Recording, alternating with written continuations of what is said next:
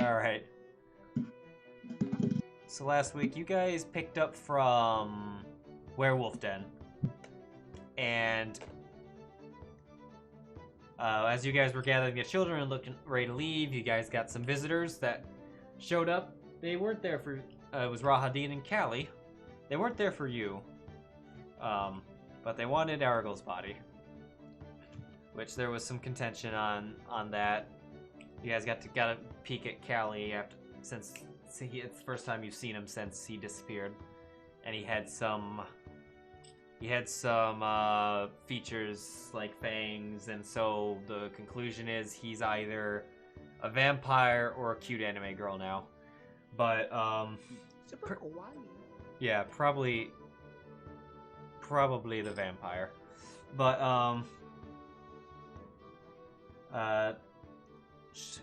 you guys kind of did. You did let them take the body, which they were going to return to the Vistani for good faith. Then you guys head up to Kresk, drop the kids off. Who, after disturbing the Burgermaster by the kids doing the coffin dance all the way there, I guess. That Belwick was riding. I imagine like a New Orleans funeral. Yeah, I'm like, you just, like, the kids are doing this while Belwick's playing the music while on top of the coffin. And it's like, yeah, and the people at Kresk are like, yeah, these are totally legit people.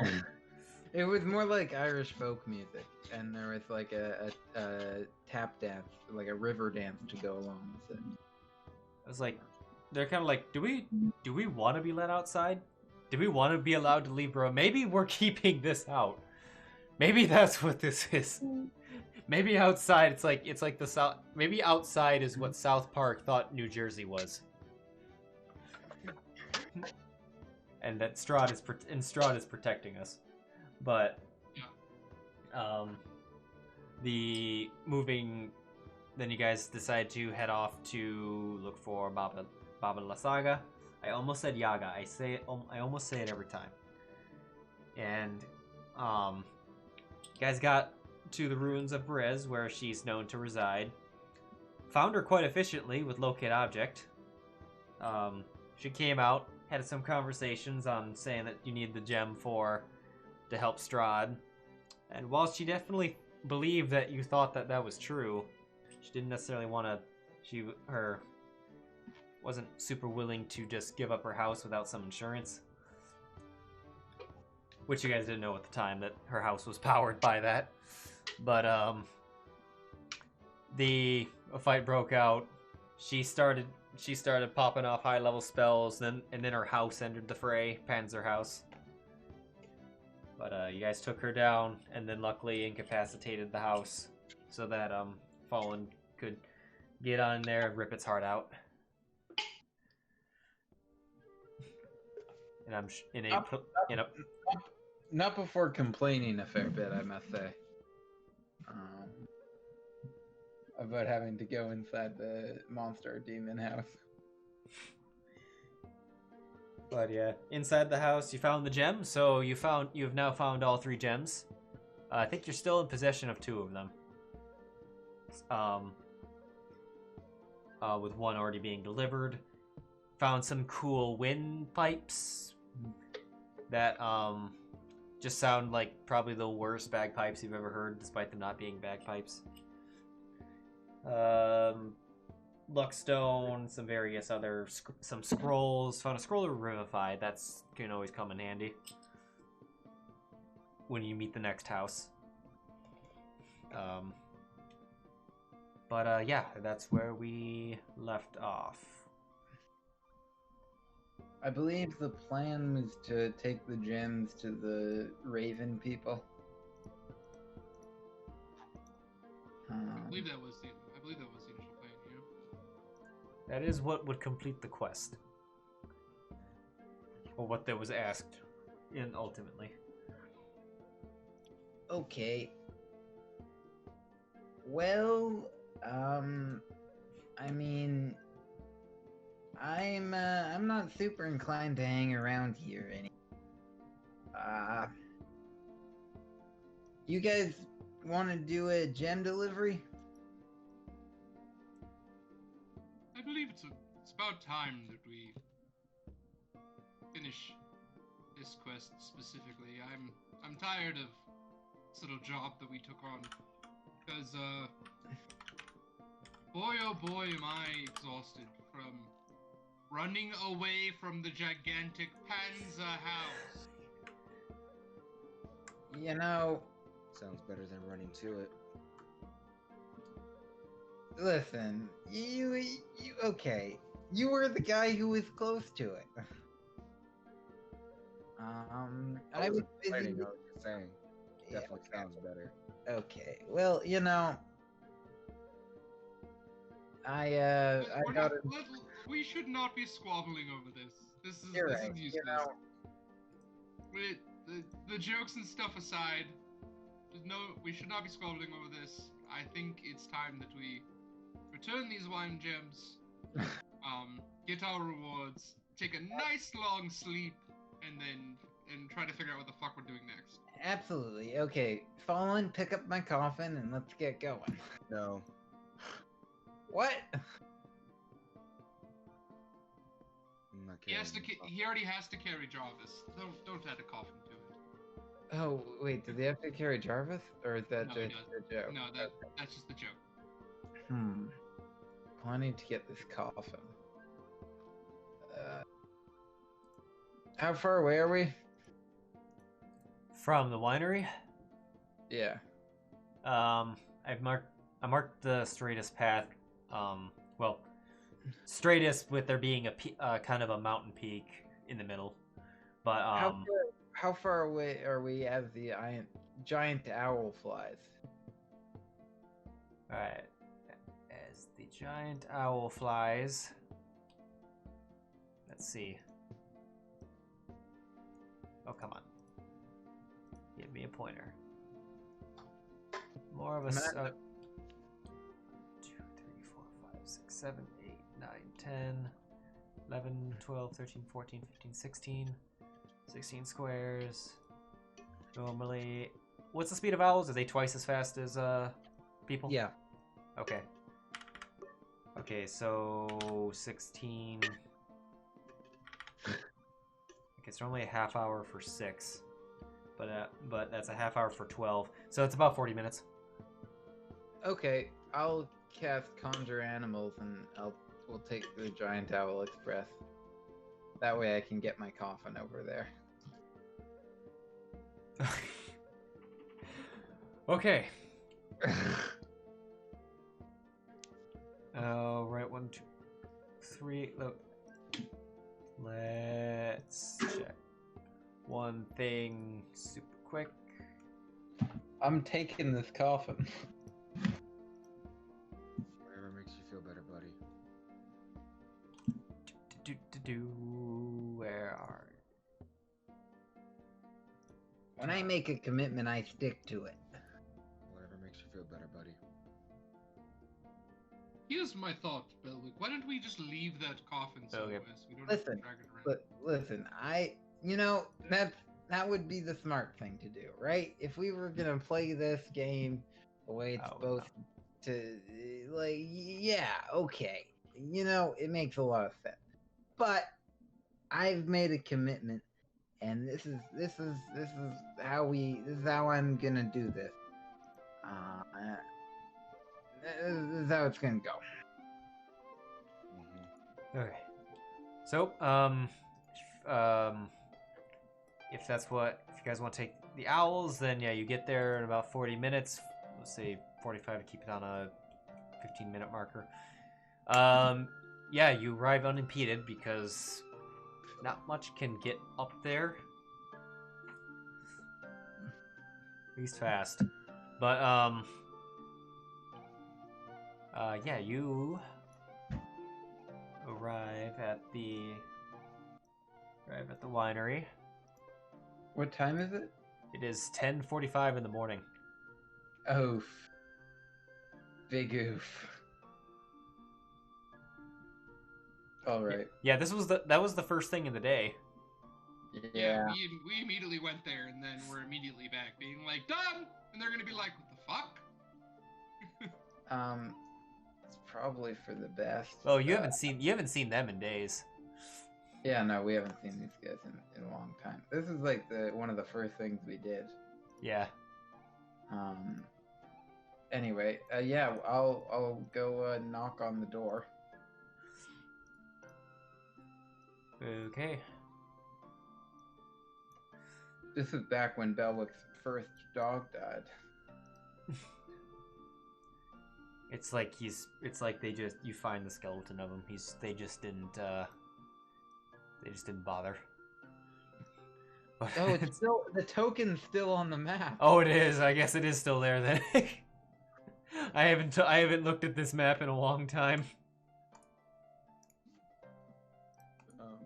No, they would have removed the dead dog from the winery. That's even Barovia has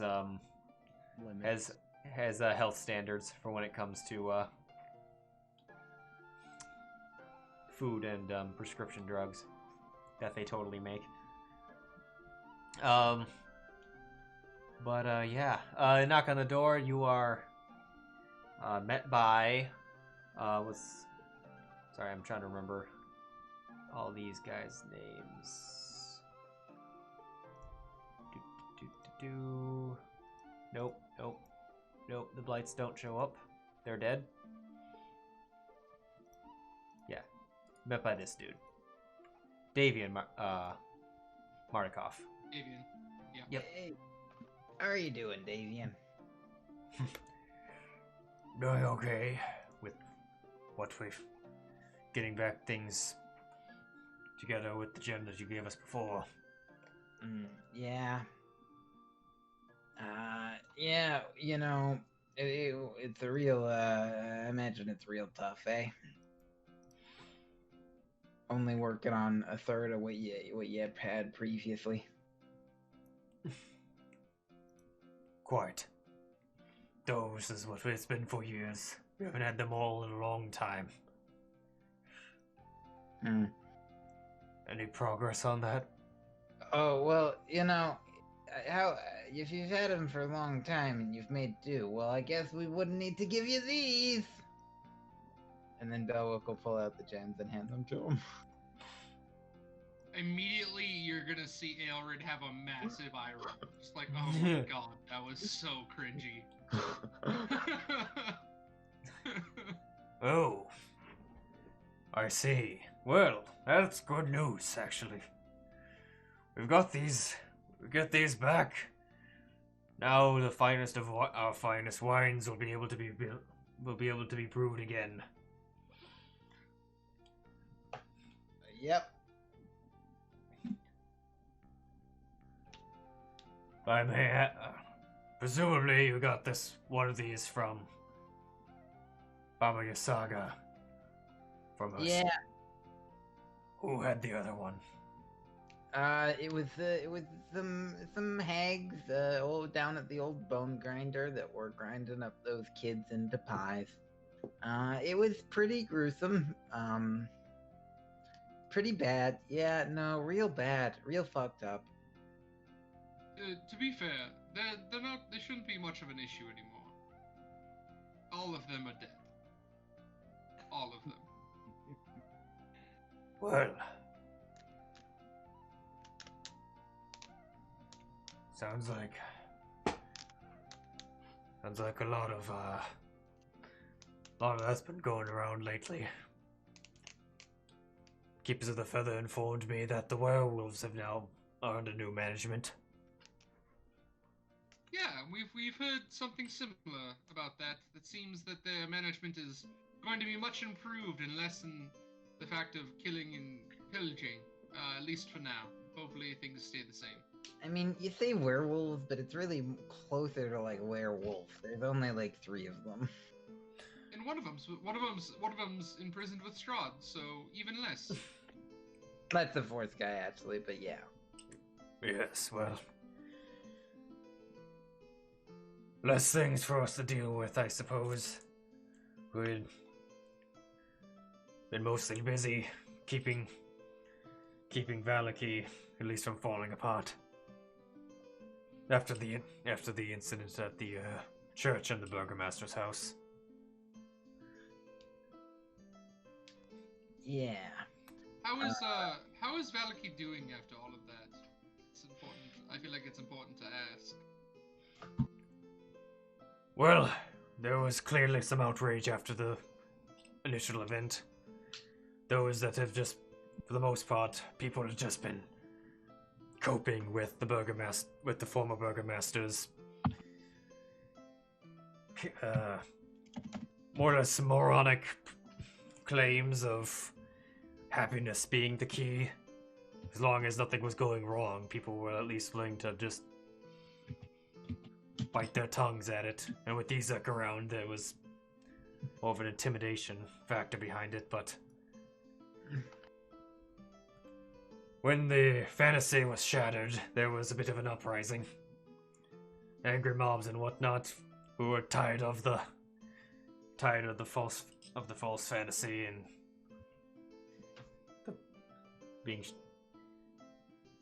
with Izek gone, there was not much holding them back anymore. But they got to the burgomaster's house. They found him already dead.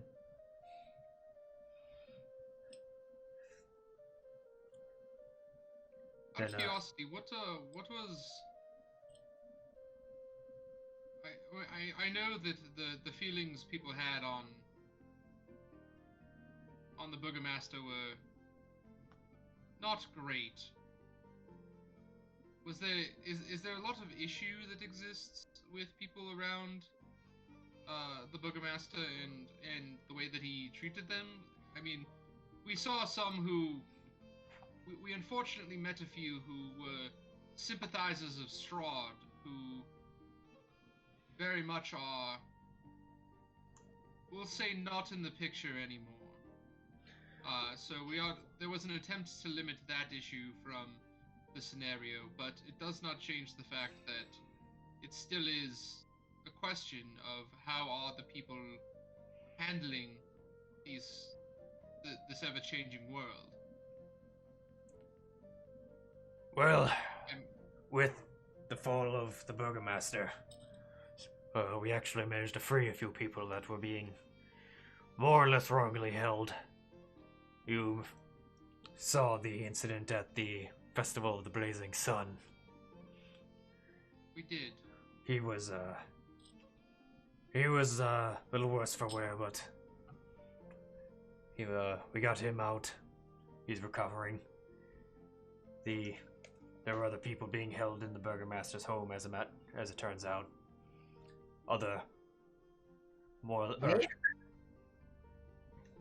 Like what room? It was on the second floor, not far from where I believe Izek was staying. Dang. Yes, he was. Yes, he was being held. He's kind of chained up in a room. We got him almost.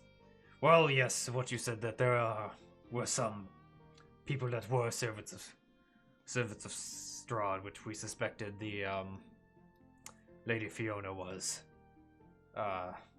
Most people were just more or less dissenters of the burgomaster's insane claims. But luckily, since the Lady Fiona wasn't around, she wasn't there in the midst of the power struggle. Which is why we were able to step in. Not that,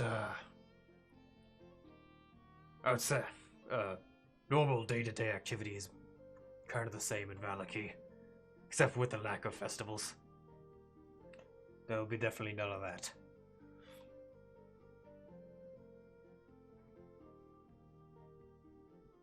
Interesting.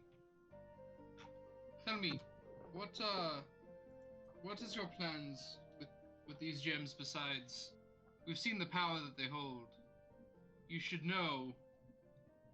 I mean, you've seen our work. We can only hope you won't use this for anything nefarious. besides simply wine. It needs to be said, as so far we've seen this gem be used to create magical pies that needed children in order to be as powerful, and we've seen it take things that are supposed to be inanimate and turn it into an animate monstrosity. They hold great power. Yes, we have no use or capability of getting that out of them. While yes, wine is the direct result of these gems, the bigger picture is to wine helps give hope a little bit to those in Barovia. And when people are not fully in despair, they tend to be more compliant with our calls for action. They have some more hope, willing to take some more chances, not thinking that any little thing will just certainly end in death, or at least give them something to live for. Allows us to get more information. We're a very covert group, but we can't do it because since we can't do everything out in the open, we somewhat rely on information from people, sometimes favors. And if people have hope, they're more willing to do that in our network of information and yes,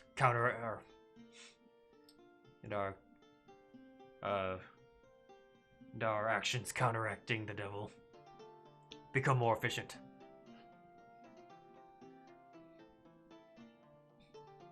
Which is something which hopefully with this wine coming out and any information we get, you've all certainly proven yourselves worthy of knowing. Okay, sounds good. You wouldn't happen to have a donkey, would you? No. Okay. Also, would you happen to have like a mint bottle of the old stuff? We're going to a dinner party pretty soon, and we're hoping to. I think that would be a good thing to have, like a really nice, crisp bottle of the best mint you have. I believe you took the last of our supplies last time you were here.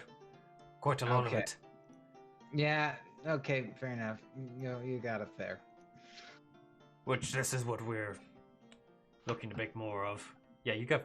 I just checked. It's in the party sheet. You have like 10 bottles of You still have like 10 bottles of Red Dragon Crush.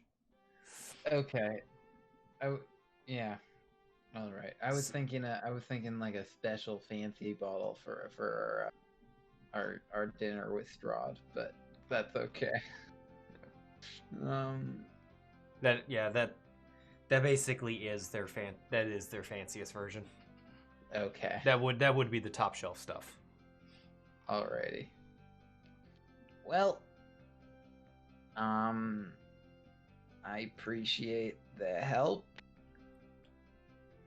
that you've offered, and we'll take you up on that, I'm sure, at some point, unless you have any important information you'd like to give us.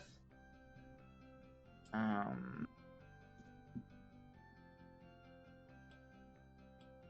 me, I do have one question that comes up from this scenario, one that is important to answer. How is it that we are going to see a change in this land? Is it going to be an increased happiness? Is it going to be less dedication to Strahd or whatever else is going on, or is it going to be something else? Because it is important to understand what this extra good wine may do to the land.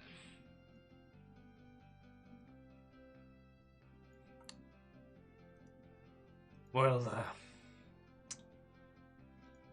I don't claim that it will be any sort of magical effect. It's not like it is capable of undoing anything directly to the Devil's Domain. But I'm sure you've noticed while here that some people may be less compliant out of due to their fear. and make things more make things more difficult for people like us or your group trying to actively counteract or defeat the devil. Yes. But That's true. the hope in theory is that if less people are in just a constant state of fear, then they'll be more compliant. Things will be maybe able to get better, maybe able to get better information. People won't be just they won't just shut your door directly in your face if anything comes up, even remotely, about the devil. Okay, here's my other question. Have we just, like, if these gems make you a lot better at making wine, have we just effectively instilled a monopoly? Like, what if there's a small how are small breweries ever gonna compete with you?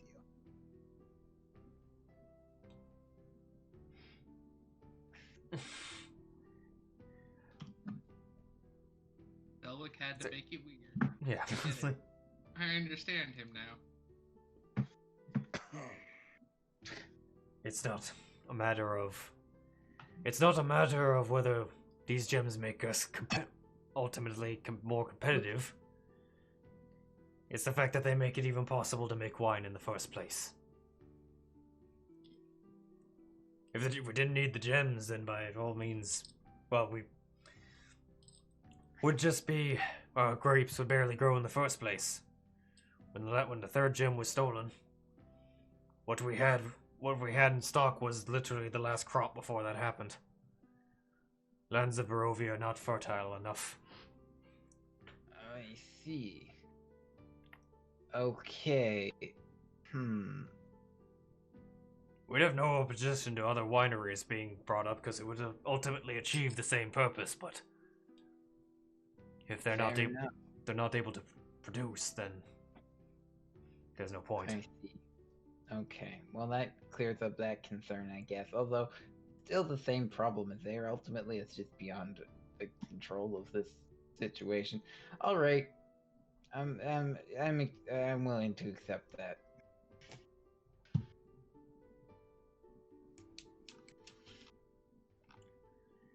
Anyone else?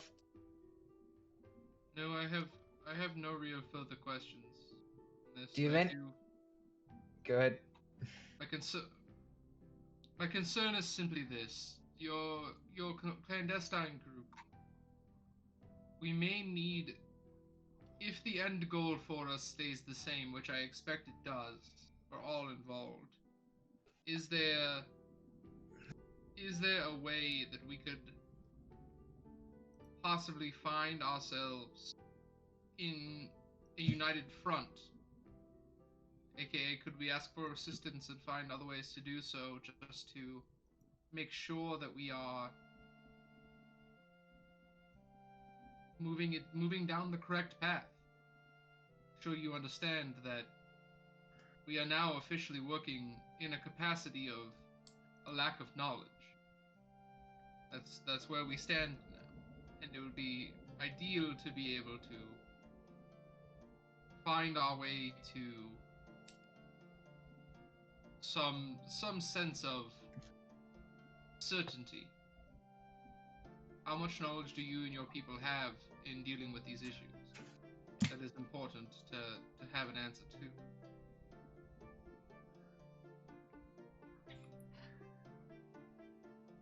I guess,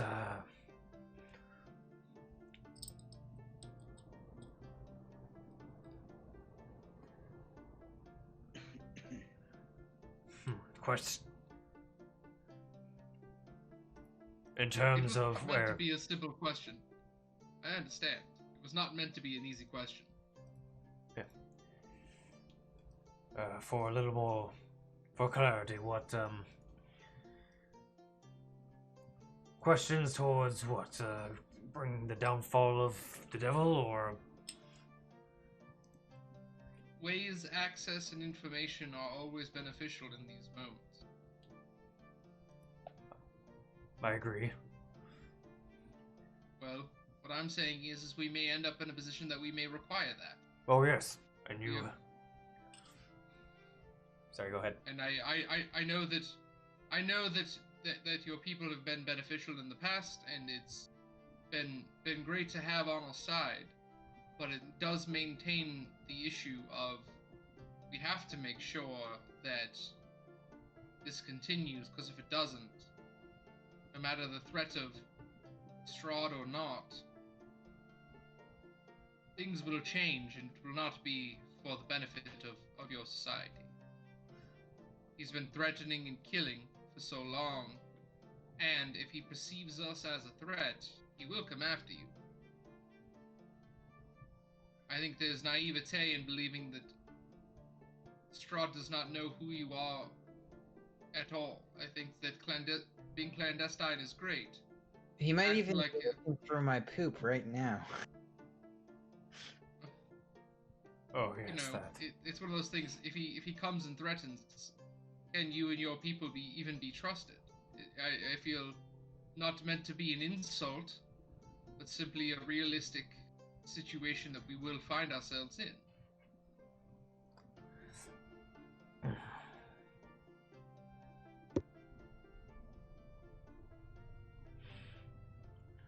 I understand your concern. There are definitely those in Barovia that would turn if threatened with violence, or threatened with death, or worse, from the devil. And we've seen it.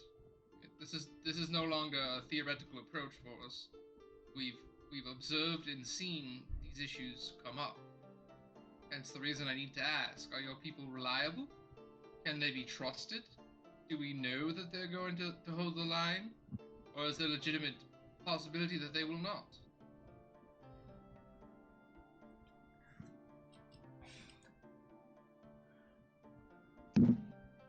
Well, of course, there's nothing I can say that would give absolute assurance to you.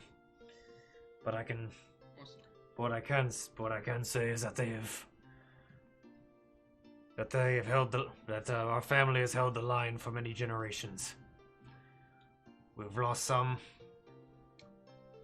in the process, but yet we've never been but even those we've lost, we've never been compromised to the point of annihilation. That is a positive scenario, we would say.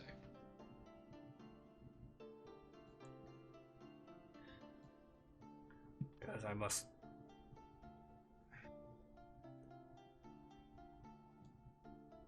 Bottom line, it is a point of mutual trust. We protect.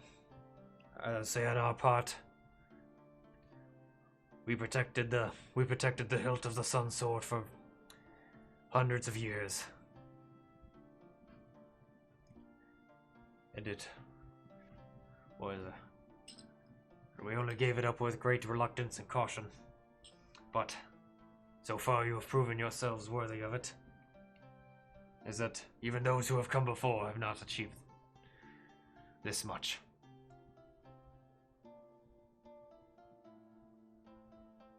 Certainly. All right. Well, you really don't have anything to help me carry my coffin? Belwick, ask them if you can leave the coffin here for now. Good Lord. No, I explicitly said that I'm not like leaving it. I'm taking it with me. Where is he? I understand what you said. Where I go, the coffin goes. That's a vampire thing. That's a vampire thing. Why is he doing this? We honestly could not tell you. In 100% honesty, we could not tell you the reason he feels this way about this coffin. I've like explained this to you guys like 7 times. I've been very clear about why I'm keeping the coffin. We know why. It does not make us feel any better about it. Fair. You know, listen. Okay. You know, everyone's gotta have a hobby. Some people do woodworking. I lug this coffin all around Barovia.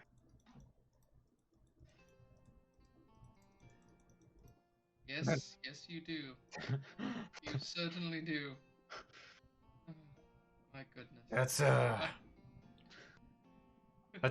That's a Henrik coffin, isn't it? A Henrik? Henrik What? von der Voort.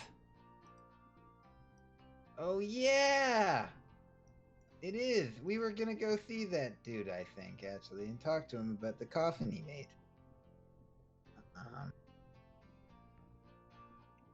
Yeah. Where all did right. Where did you get that coffin? Oh, Strahd sent it to me.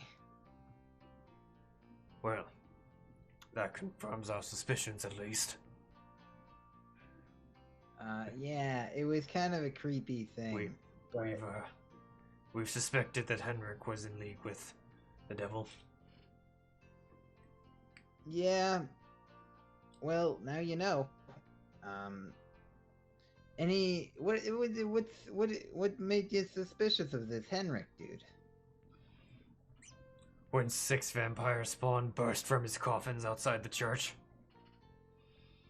Oh, okay, I see. So he had like a coffin that he'd made. Several.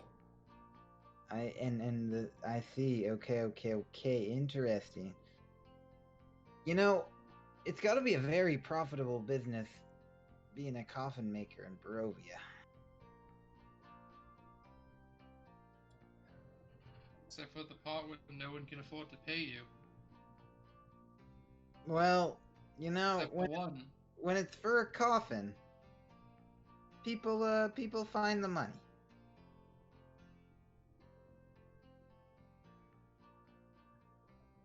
Yes, well. If you're looking to talk to him, he's in the east part of Valaki. That's where his shop Well, is. I guess we're going to Valaki, guys.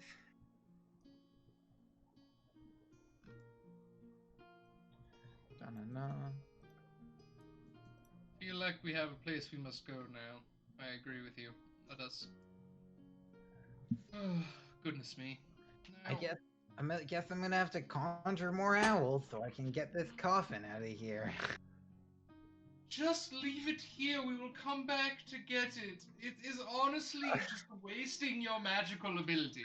No, I gotta now burn my 4th level to upcast conjure animals. My goodness. Now the DM tells himself, and now we will send in Strahd.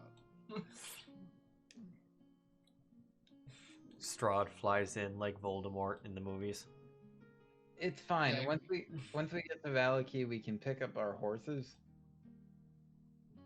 And That's true. We do have horses in Valaki. Or and some- I can just Or strap some of the coffin to one of the horses. where like 3 horses are. Yeah. Well, listen, I only need one.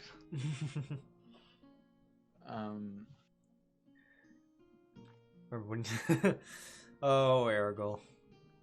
When he got some horses out of that deal. Yeah. 1, 2, 3, 4, 5, 6, Doesn't 7, help him much 8, now. 9, 10, 11, Um, 12, 13, 14, 15, 17, 18, 19, 20.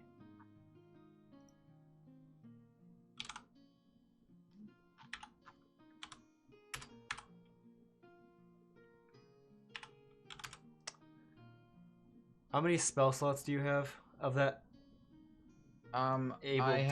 Able to cast that spell at least? One. No, I have 2. You have 2? Okay. It will require both because it's about an hour and 40 minutes away on a straight shot. Oof. Yeah. Yeah, you guys kind of flew away from Valaki, from where you were. Yeah. Oof. I'm gonna be drained, guys. Oh, did that share? Or we could leave the coffin and walk. Wait, okay, if like both me and Ailred carry the coffin, can we do it? You look at a very slender Ailred.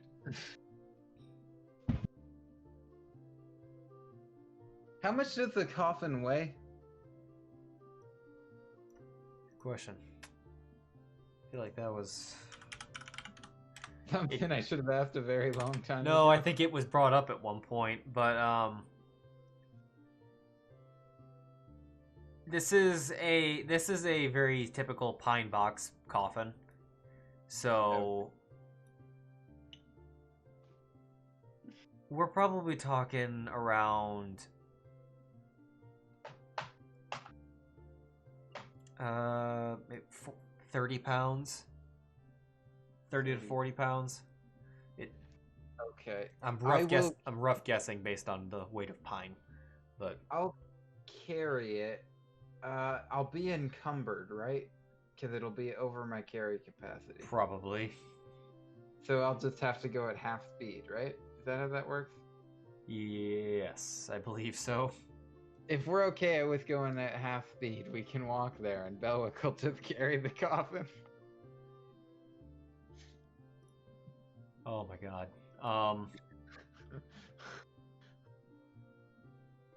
It's gonna be wait. That's gonna be a 7-hour walk if you're at half speed. Well, you gotta do what you gotta do. And you're kind of you're 2 hour. You're about. I won't count the owls, but you're 2 hours in on distance so far. If I've got to make con saves, I'll make con. Okay. All right. So yeah, I mean, I If don't that's see what- any if that- other solution to this problem. All right. If that's what you want to do, is that you guys are gonna walk to Valaki and Belwick's gonna be making con saves for a coffin.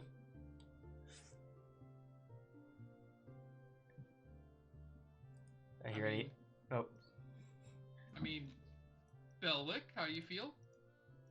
Listen, if it's what I gotta do, it's what I gotta do. All right, go. Yeah, right. So how many con saves do I have to make? no. Give me a second. Not a whole lot. Like probably 1 or 2, eh?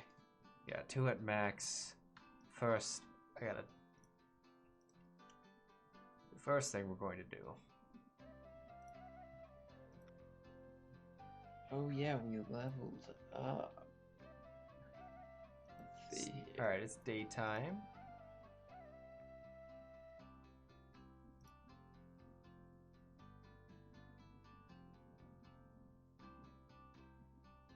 The thing about Bardic Inspiration is I can't give it to myself. Give me So I just got one the- second. So if we're doing a con save or something like this, it would be a great thing for me to have to just, boost my own thing, but I can't. It's not how it works. All right. Cutting edge.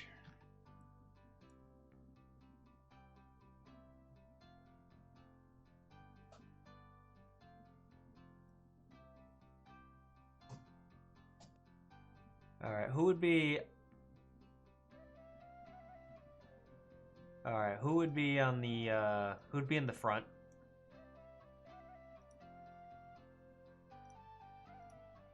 You okay with being in the front, Fallen? Yeah.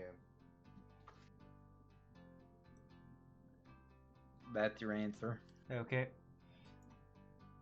Fallen, roll me survival. I shouldn't have been in the front. It's okay. It'll be fine. Oh, never mind. This might actually be fine. That's enough. You spot while you guys are kind of marching through the woods on the first half hour. Oh my god. Oh, well, no. You spot a wolf trap in the woods, hidden under a thin layer of pine needles and detritus.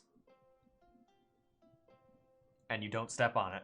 is the Is the best feature in that. yeah.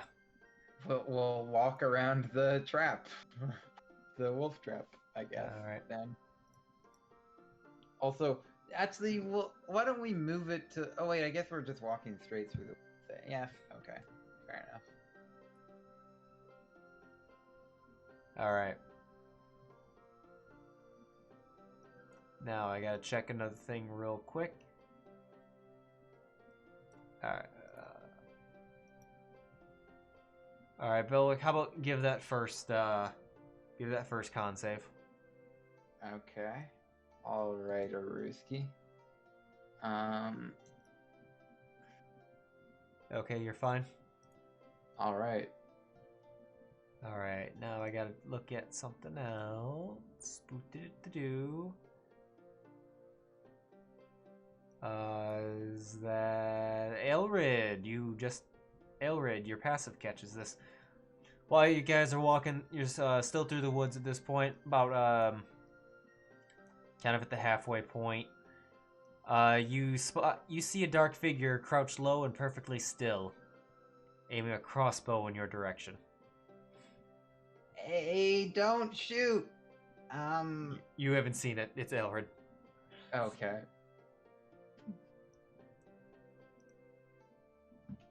I think is he here? Is he? He said he had to step away for a second. Oh, okay. Well, then we shall pause for a moment while I organize. I can take the hunting trap off. Don't need that. Don't need that.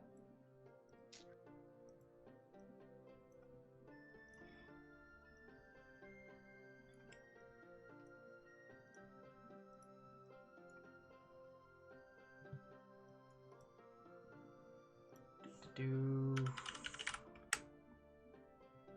I do? Did I spell that wrong? Oh, it's not forest, it's woods.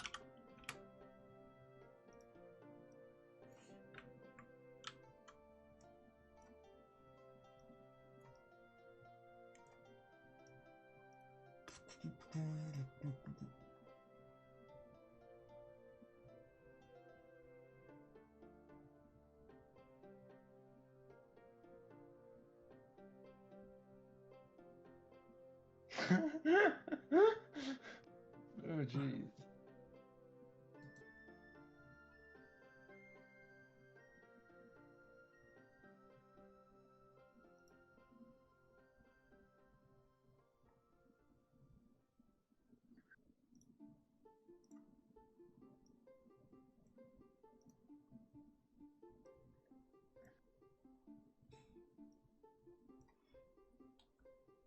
Also, Demandra, what were you rolling stats for?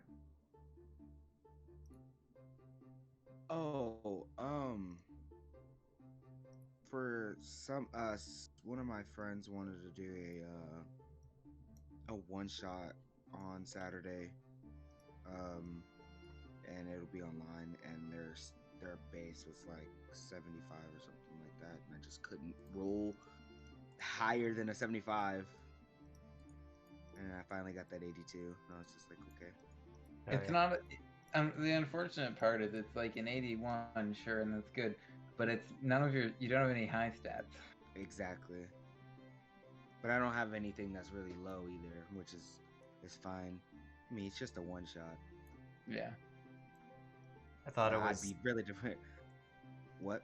Oh, I was just gonna say I saw that text or that chat lit up, which I kind of half expect. Did I not do that thing with this map? I think this map was okay. Sorry. I've been kind of like passively expecting my other group or some people in the other group to be rolling that once in a while because they're prepping for future campaigns. And then I saw it was you. I was like, wait, what are you in? Like, I was like, what? Like, I was like, is this just what, especially after last Thursday, is this what you do whenever? Yeah, you know it.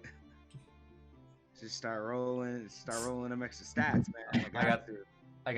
got smacked by a tree, roll stats. I get smacked by a giant spider, roll stats. I spot a hunting trap, roll stats. The crazy thing about it is that tree hurt more, but it did knock me down 4 times. Did the tree hurt more? The tree did hurt more. It did 35 damage in one go. Okay, let me say that does not hurt more. I was already low in health when we went into that thing. Okay, that's true. But for example, against Katsu in one attack, he took 45. Yeah, but I'm talking about. I'm just talking about as pure like my character. Katsu's character was different. Yeah. The spider didn't have to hit me for much. It hit me for what, like 20, and I was already down because I was like within the 2 encounters. And it kept hitting you for 20. The problem was you had like 1 hit point every time, and exactly. So it didn't hurt more. It just got me down more. But that tree hurt falling more than the spider hurt Alec. I did forget about my exhaustion roll, so I'm glad I hadn't brought it up, because that's going to be a big problem for you next time. It's okay. Someone's going to sneeze on me, and I'm going to have to roll a new character. I already did it, so it's fine. What is it? It is Grave Domain Cleric. Oh yeah, you said that. Interesting. Okay. That'll be interesting and hard for me to integrate, perhaps. But we'll see how it goes. Wanna know something that watching Net19 play Tomb of Annihilation, which just has so many character deaths. What would always deaths became somewhat of a meme at that point. I mean, people were upset when it happened, but usually it was the person that... It was usually like... So, whenever a character died, the rest of the party was upset, but the person that had just lost their character was usually the most upbeat about it. It's kind of like, it was kind of fun. It's like, oh, I don't care if it's me. It's just when it's not someone else, you don't know how they're feeling. Because you know how you're feeling about it. And it's just that when it's someone else, then it's like, oh no, are they okay? Are they upset? And then... What would always happen is like the DM was like, and that's it, that character's dead, and everyone's like, oh no, and then they'd see this in the chat. Yeah, that's not a bad roll for Rictavio. That's probably it's bad. Absolutely never meant. It's pretty bad. Yeah, I figured out how I couldn't figure out how they were doing that so fast in Fantasy Grounds. You just But yeah, now try to do that. Like, if you pick up 4, and then drop it into one of your tabs, it'll then put 4d6 in that tab, and then when you hotkey it with your function buttons, then it just whoa. That's an efficient way, although it's harder to look at. Yeah. That is a dang good roll. Right. Actually, I got a 4 in there. Which is less than ideal. How do you do that? Oh, what? Hotkey a bunch of dice? Yeah. You pick up the number of dice you want by picking it up and then right-clicking. And then you drag it and drop it in one of your tabs. And then you hit the F key of what that tab is. Drag it into... Oh, those things on the bottom that I've never seen before. Yeah, those are hotkeys. And when you press Control, Alt, Shift, any combination, you get more. This is more than dice than I'm supposed to be rolling, isn't it? Let's see. Yeah. If you right-click it, you can clear it. Yeah, for me, on the DM side, I mostly have links. I also have quick effects in mine, like half damage override, advantage save, the sunlight disability effect. I can see why this would be time saving if you were playing Tomb of Annihilation. Damn, Daniel. Yeah. Shit. What other things you can do just from any gameplay is that you can hotkey your initiative to it. Okay. Oh, by dragging the initiative, huh? Oh, that's dope. Yeah, just go to your sheet, click and drag your initiative, and it'll get a die, and then drop it in the thing, and and then and then whenever you say roll initiative, just hit the hotkey. You can also click the tab too. That will also trigger it. I don't know how to hit hotkeys. How do you hit hotkeys? Oh, Why are we rolling absurd numbers of dice? We died and we're rolling we're rolling for new characters. No, I was freaking 18. I was explaining to them how to use the hotkeys. Oh, which did you put it in what number did you put that initiative in? 2. All right, hit F2. Oh, F2. There, instant initiative. F2. That's pretty cool. F2 for me pulls up my calendar.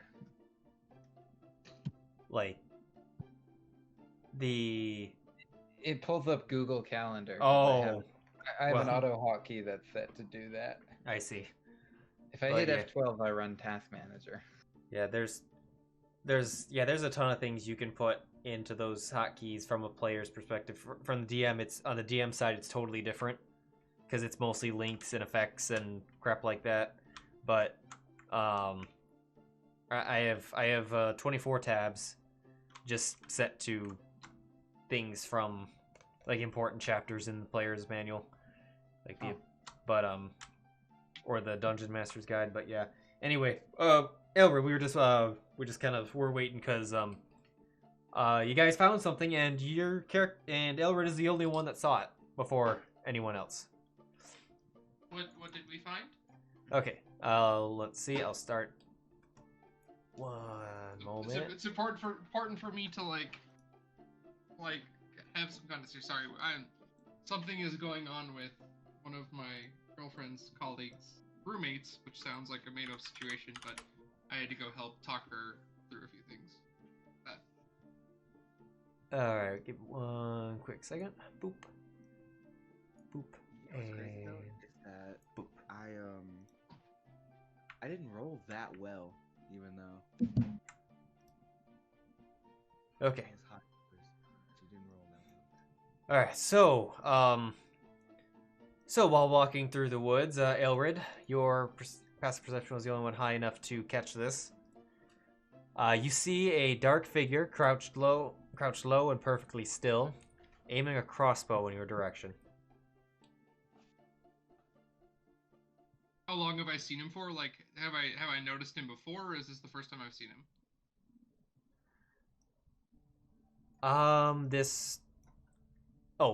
As you guys are walking? Yeah.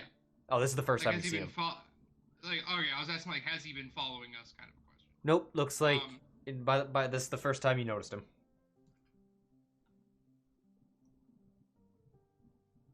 Does he look intent to fire, or mostly just in a protective stance? He looks prepared, but has so far not done anything.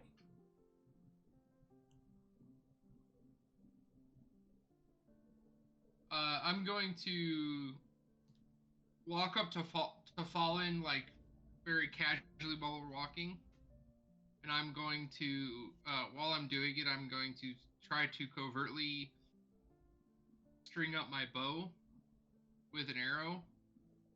And, okay. I'm going to whisper to Fallen, something is aiming something at us. I'm going to take a shot.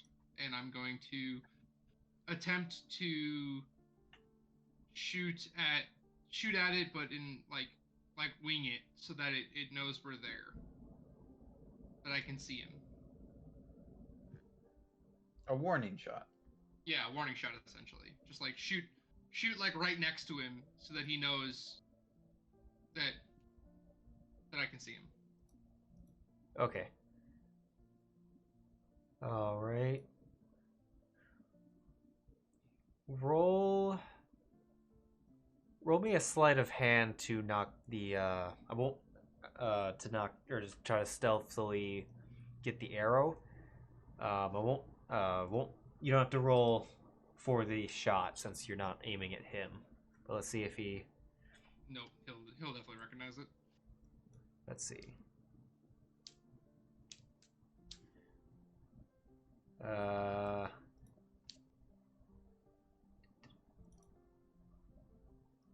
Yeah, nat 20. Okay. Well.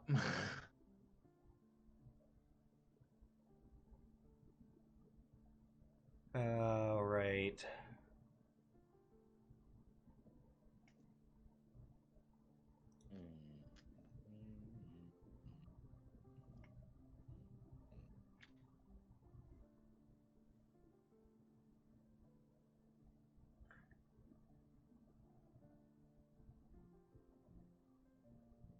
All right, let's roll initiative now to get a sense of order.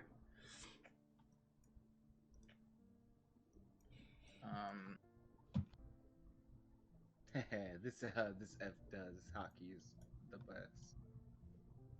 Yeah, I just did it too.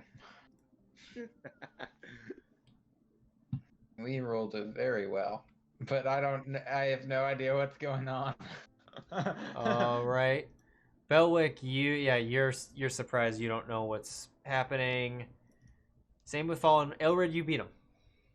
I told Fallen. Oh yeah. Oh, sorry. Okay, yeah, that's correct. Fallen, what are you going to do? I can see him now, right? Since you pointed him out, though. Yeah, you would see where he is.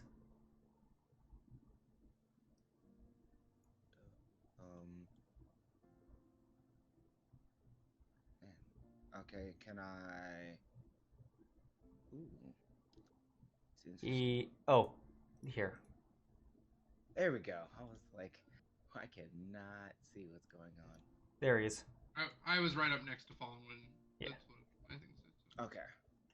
I don't think we need to kill this dude.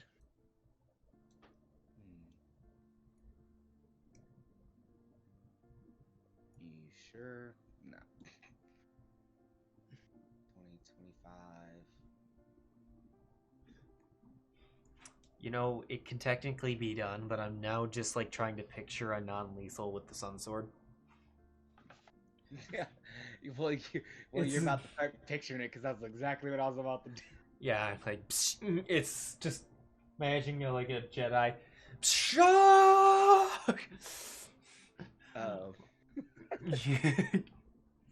All right, what are you gonna do, Fallen?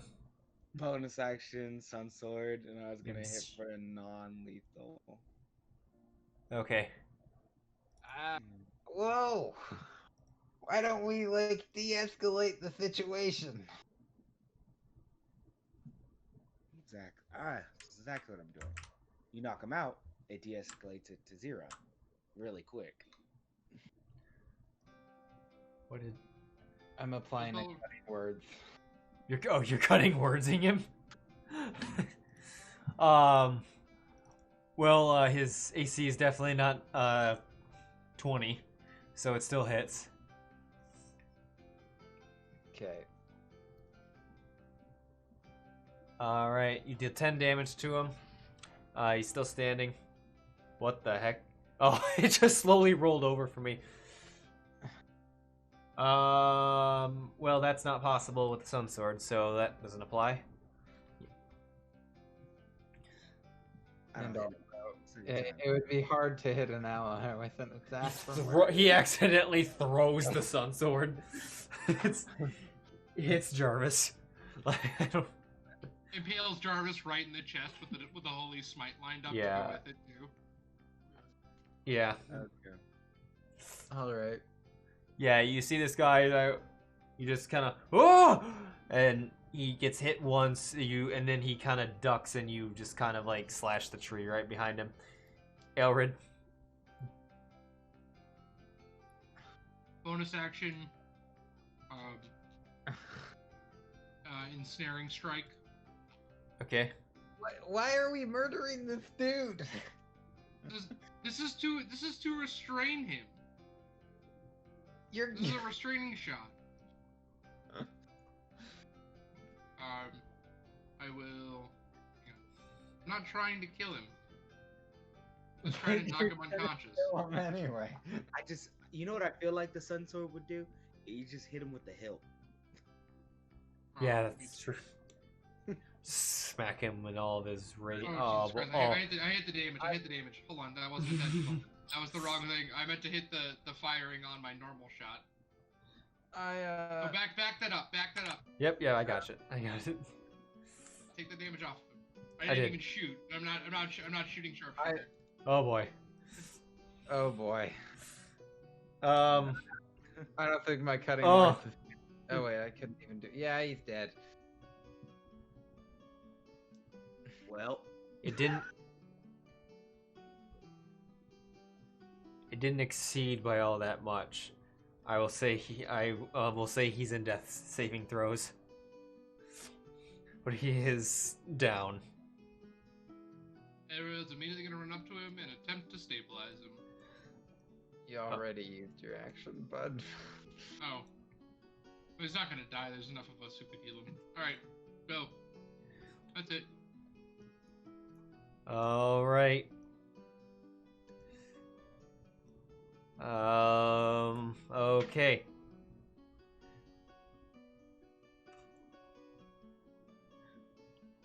Belwick. I don't know what the hell to do. No, it's not your turn.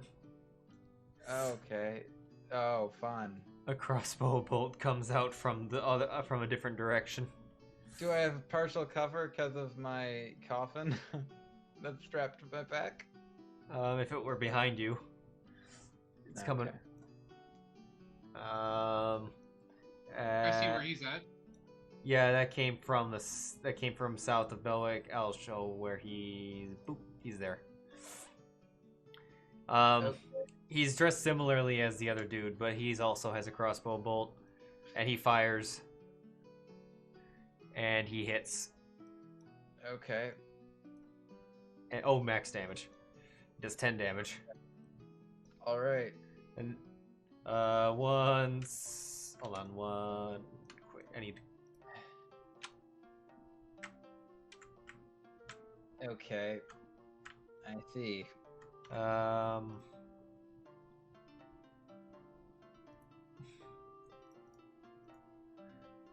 And you just hear him yell like, "I leave Korg alone," and that's his turn. Get him, Tyrell! Now it's Tyrell. Where'd you go? Where? Right next to me. Oh, yeah, not him, but that's not. But no, he's gonna make a death save. He succeeded. Jarvis. Jarvis firebolts him. The dying guy. Yeah. 1, 2, 3, 4, 5, 6. He can't get to the one dude. Yeah. Jarvis is cool.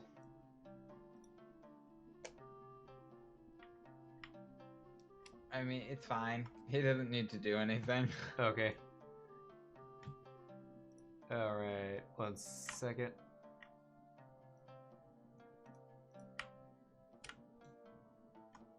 Should have been. Sorry, I was putting their respective names on. Rictavio. 1, 2, 3. Turn Jarvis. Rictavio is gonna run up over to here. What are you doing? Actually, Why are you killing these people? Actually, Rictavio's... Okay. He's actually not gonna do that. For him, you just hit. Wait a minute. And he's just kind of leaves in his turn stunned Belwick. Or not stunned, but pondering. I will, I'm gonna be like, hey dude, just like run away. And then I will play a runaway song on my Pipes of Haunting. Oh. Okay. What's the range on that again? 30 feet. 30 feet? Okay, so you'd get him. The others would be fine. Alright, target him and make him roll the save. I tried my very best. But I don't seem to be able to target. There we go, I finally got it. He failed. He is frightened of me. So, I mean, take that as you will. Okay. Hit the frighten effect. All right. And then I will. Let's see here. Okay. And then let's see. I would like to. I don't want to. Here's the thing. I don't want to heal that dude that's on the ground dying. 3, 4, 5. But I would like to have him not, because I don't want him to get up, but I also don't want Fallen to murder him. What makes you think I'm murdering him? Based on the fact that you stabbed him twice with the sun sword? I hit him with the hilt. Okay, I will allow it, I guess. And I will hit the deck and hide underneath my coffin that's strapped to my back. Okay. Now it's Terrell. What? It's Terrell number 2? Terrell. It's just Terrell. Okay. Oh wait, why are there 2? Damn it. Where's... No, you're not Terrell. You are Laszlo. But it is Terrell's turn. It's actual Terrell's turn. I have a legitimate question to you. My ensnaring strike, because it killed him before the effect went on, does that mean I still have my ensnaring strike queued up, or is it gone? Because it did hit. Then, if it triggers on a hit, then it would be on him. And so this guy is currently wrapped in vines. Yeah. Well, the unconscious dude is Korga, right? Yeah, I have to apply this to him then. He can't pass this save, so I will. And then it does it. He takes a failed save too. Oh crap. So he takes. So this is the item. Sorry, I meant to. He is restrained on him, and then it's. That effect should be on him, so he'll take damage. He would have taken damage on his turn before. So he failed the death save and succeeded one. Okay, so he's at 1-1. Terrell is going to see the scary tall man that just smacked him with a lightsaber. Or smacked his friend. And he's going to fire at Fallen. My god. These guys are rolling really well. He actually hit Fallen. Fallen, you take 6 piercing damage. Ow. Koga! Koga will save you! Wait. Come in, scary dragon. That would be Terrell. Hellish Rebuke. Oh. Why are we killing these dudes? Well, this was out of instinct. This one's so bad so quick. Target him, and make him roll the save. Well, this was out of instinct. Fair enough. He hit me, and I was just out of instinct. You just go, wow.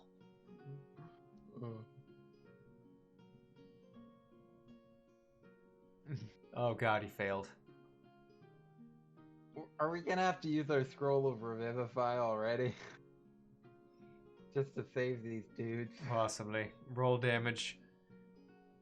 Were you rolling it with a paladin slot or a warlock slot? Please try not to kill these dudes. Do And I I really will- want to waste a paladin slot? Because they don't come back. Look, Looks like it's a warlock spot, so I can get it back. Oh god. I alright. reduced the damage by 6. Okay, hold on 1 second. Do you want me to go ahead and roll it? In a moment. Okay. Oh, you gotta add the damage for... DMG -6. I'm just putting the effect on you now so that it doesn't... What? I can't believe I'm spending all my action economy to cutting words my own teammates. Just to prevent these guys from dying. Alright, go ahead, roll it. Oh, Wow. that wasn't bad at all. You... If I Saved him. Wait a minute. You meant to do... know what that Was that supposed to be a warlock slot? Yeah. So roll another d10. Okay. Because that would have been at 2nd level. Yeah, that makes more sense. Oh god. Well,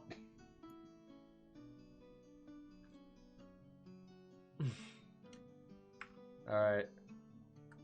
that was definitely not what I Below meant to do. Whoops. below a 50, he's below a 50, he's incinerated. It's Oh my god. Just Wait a bye, minute. Bye. Why was +2 on? That was a 48. oh wow, we just murdered a dude. Oh! You see him burst into flames. And you hear Laszlo get Tyrell! All you can hear is Fallen he just goes, ooh. Ah, It's your turn. damn. Maybe go contain the last one. Fallen. Hello. What the fuck is going on? We're just like murdering these guys. Run, Laszlo, run! Well, you've seen too much. No! No, he hasn't. I feel like he has. So, where is it? Are you blasting him? Yeah, I'm just Oh. going for it. See There's what nothing I can do.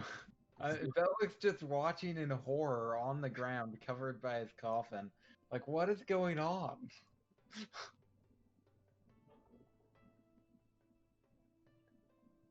What other? Oh, jeez. Oh my god. Oh, What happened? It's a nat 20. yeah. He capped him! Fire it.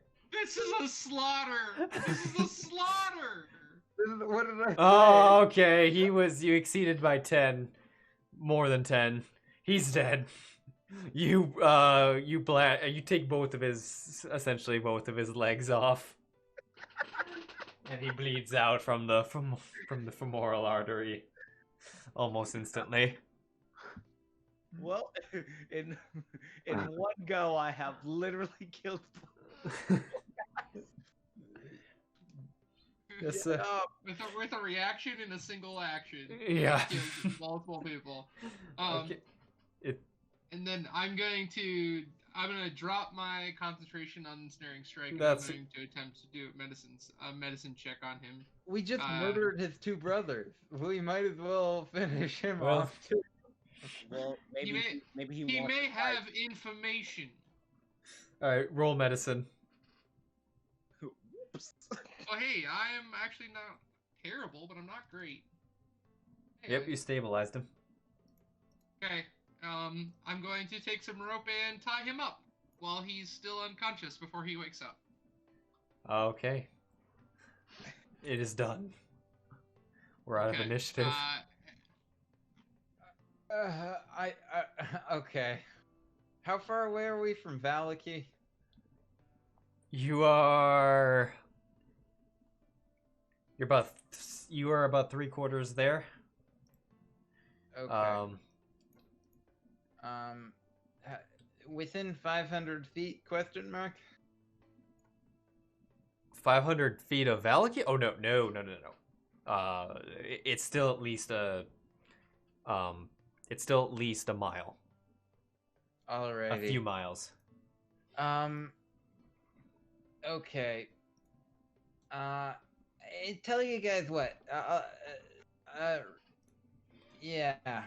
Belwick's gonna pull out a piece of paper and he's gonna write a note. Oh. I mean, you can only leave it on that one guy way over there that you passed by. The dude that you're closest to is literally gone. No. I'm gonna hand it to Rictavio, and I'm gonna say in about 5. You can open this in a couple minutes. You'll know when. Okay. They're gonna be somewhat important, and it's gonna look really bad. But somebody shouldn't have hit me, of all people, with arrow. Can you heal this guy really quickly, Rictavio? Okay. The most basic one. You don't need a lot of life back. Got plenty of that. Cure wounds. Come with me. I'm gonna save you from these crazy murderers, dude. That are standing right next to them. Yeah, and then I cast Dimension Door. Oh. Well, okay. And no one's stopping. I'm assuming no one's. Why? When I literally said he has information, do you decide to do this? I'm gonna ask this question now. Well, actually, they couldn't stop. Okay, Belwick, roll this. Yeah, there's nothing that these guys could have actually done to stop that. But roll persuasion, because he does need to comply. Okay. Just because mostly what I wanted for him not to see that. He can't possibly have an insight higher than that. So yeah, he complies. Okay. Belwick. Yeah. Okay. I think this is his best bet too. Yeah.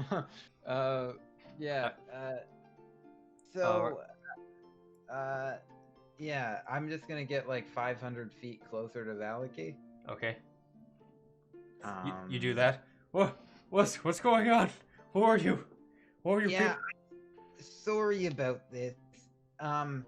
So I don't know what the fuck happened. Shit went south real quick. I would like to say that I didn't personally harm your friend, and I'm kind of horrified at what happened. Both of the other guys died. Yeah, it was really bad, and I'm really sorry, and I really don't know what to say. I feel awful for my involvement, but I really felt like these guys the rest of the people might have murdered you too. So I felt the need to get you away from that situation. Yeah, why were you pointing a crossbow at us? Roll me another persuasion check. You can do it with advantage.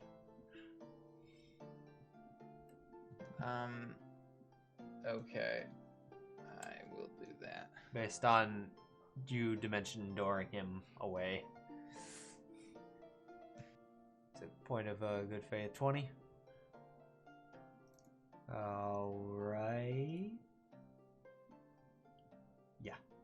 He, So, we were out looking for a bot. We were out looking for a missing person. Who? Oh, hold on.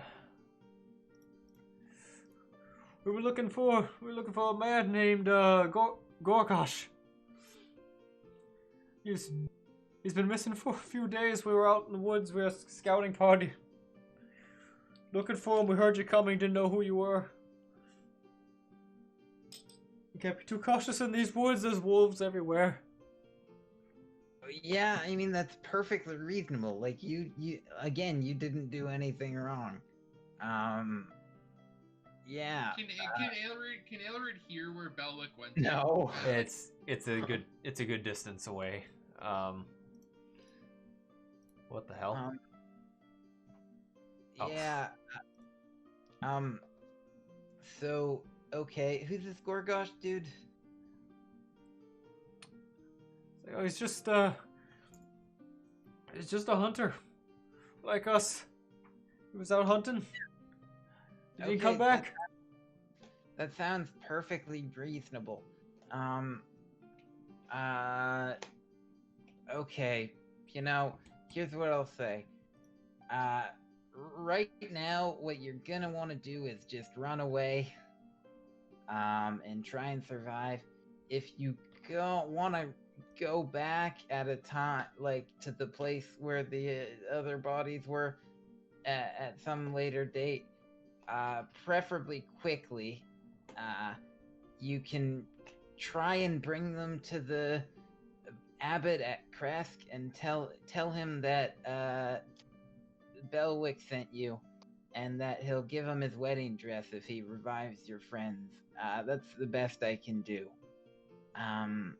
I once again would like to really apologize from the bottom of my heart for the circumstance that's unfolded. Could I get your place of residence in case I could maybe help with reparations further in the future? Yeah, I live in. And he gives me his address. Yeah. Hold on. Again, I just want to say in my defense, the dude hit me with an arrow. What was I supposed to do? No. Okay, you guys attacked first. He never hit you with an arrow. Yeah, you see people aiming crossbows at you. You're not just gonna sit here and wait. Wait. I'm in Kresk. Yeah, and he tells you where. You go to the abbot. The abbot can do something with all those people up there. He might be able to save your friends. If tell him Belwick sent you, and tell him that I'll give him his dress if he does it for you. I see. Okay. And if not, if I ever can do something to help, I'll be at your place.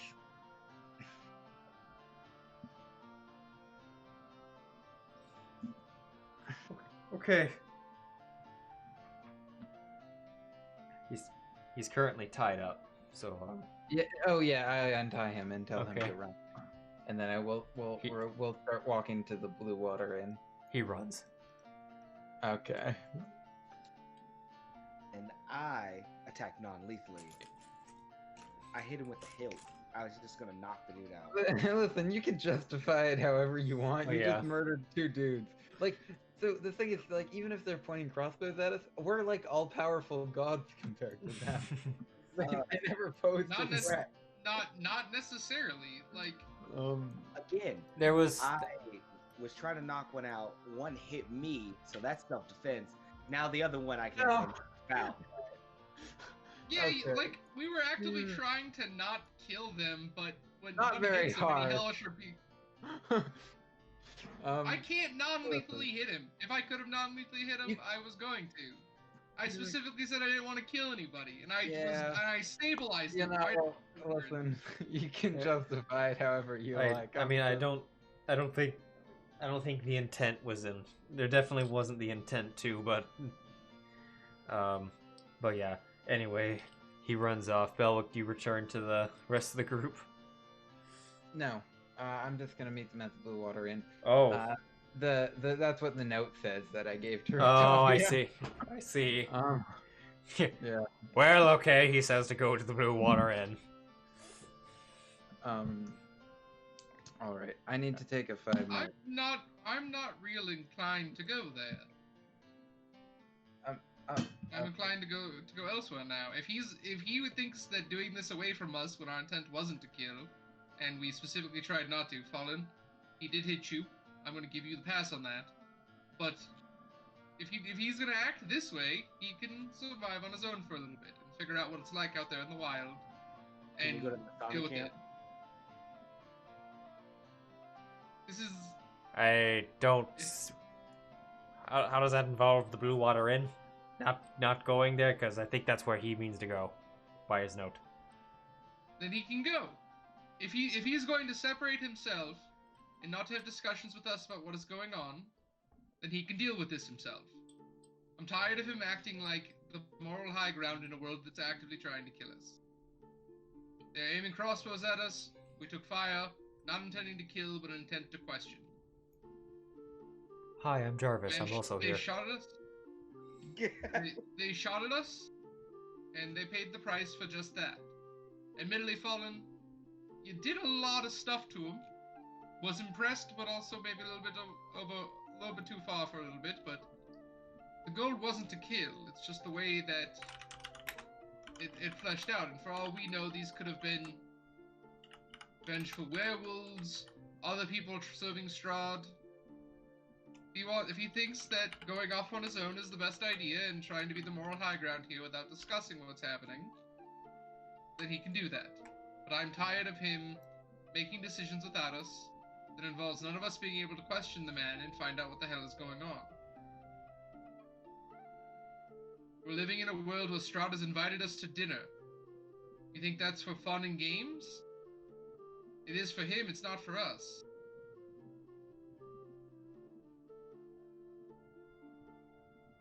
We don't get to be the moral high ground when someone aims a crossbow at us. We fire and we figure out what happened after. Okay. And where are we going then?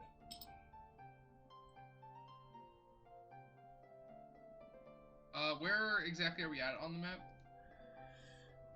map? You...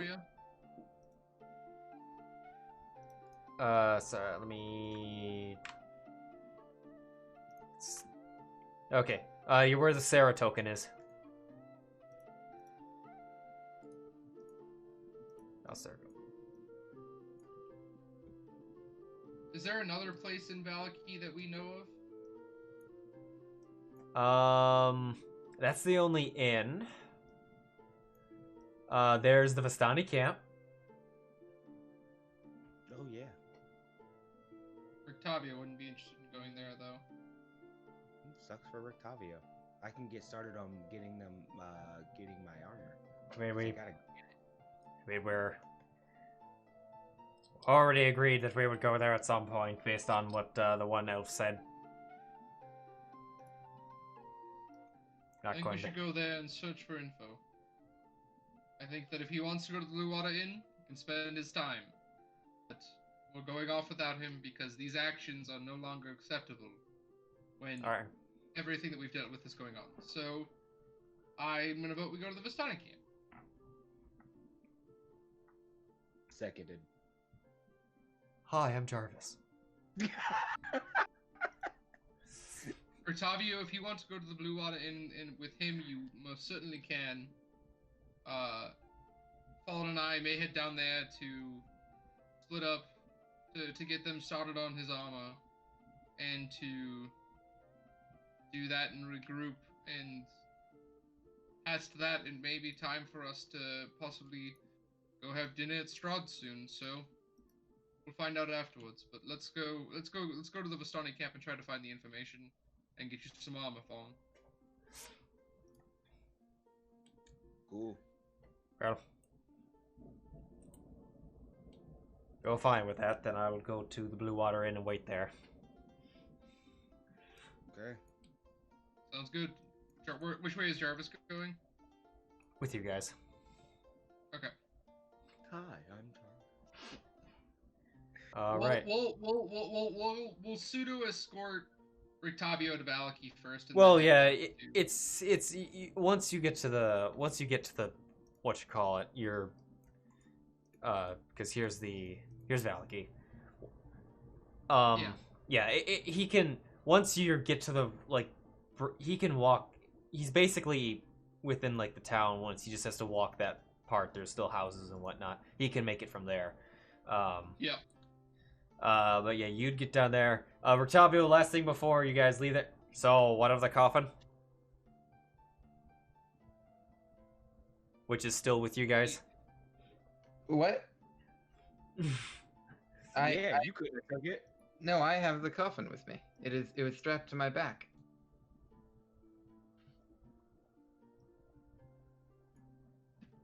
Oh fuck. You would have had to have dropped it to use Dimension Door because if it exceeds your, I think if your weight's exceeded. Fuck me. Which I'm gonna say that the coffin is back in the woods then. Can I drop some other stuff that exceed my inventory weight? Instead? You can find 30 pounds worth of stuff. What's all in your inventory? So, wait, hold up. 30 pounds? I just need to drop 10 pounds of stuff then. What of the stuff do I probably not actually still have? I think I don't have the manacles, because I'm pretty sure What's-His-Face took those. And I will drop my bedroll. If that's acceptable.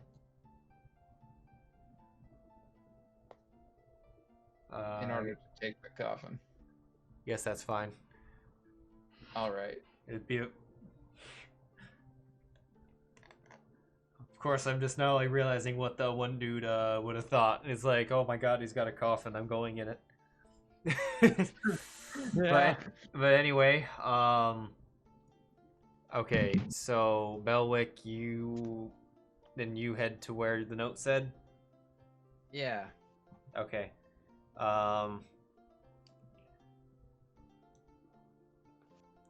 Which direction did you go in?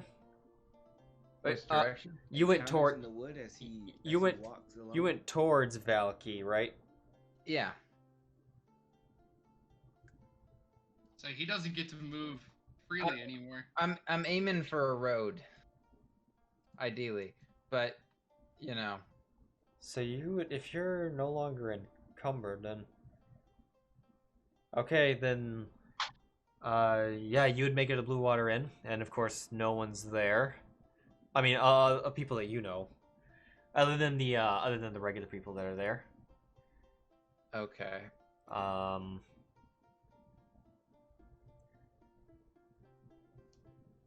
Well, yeah. Was there anything? Sorry, was there anything specific you were gonna do there? I'll have a sit down and have a grilled cheese sandwich, and wait for my comrades who will definitely arrive. Okay. All right. So at the Vistani camp, which is where they decided to go, near Valaki.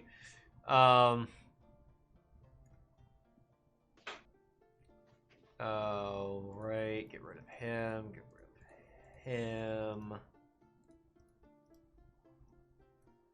I'll remove Belwick in a moment. I just have to go. All right.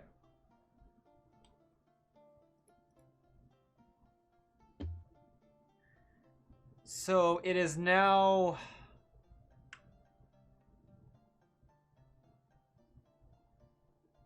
It's 10:45. It would have been 11 when you guys. It would have been 11 when you. About 11:30 when you guys left the winery.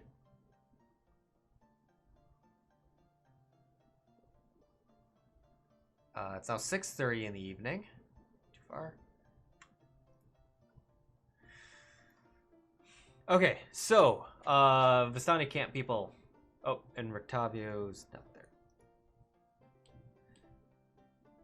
Cameos with our boy. Yeah. Okay, Vistani camp people. Where are you guys heading? In the camp. Do we see them outside? Is it business as usual? It is business as usual. It sounds like there's a bunch of things in the tents. The sound of drinking and whatnot. You do see a couple. Okay. You do see a. There are some Vistani sleeping in the wagons that kind of encircle the camp. Horses are all tied up. But, yeah. Other than that, it seems like a normal day in the Vistani camp, which is just party. I was mainly asking because of the Aragal's death and stuff, seeing if anything had changed.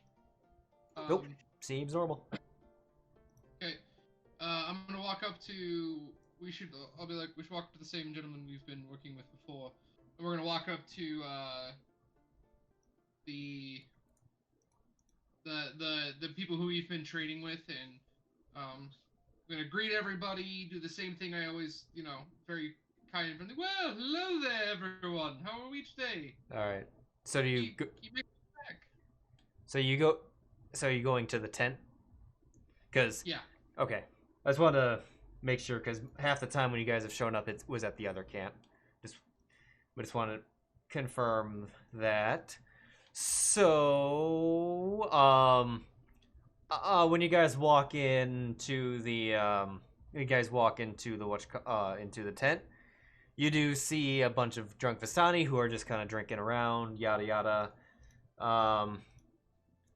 You see Lavash, you see his daughter. Well, actually, no, you would not see his daughter. She would not be here. And you see our boy, Argo. You see him sit alive. Though he does not look well.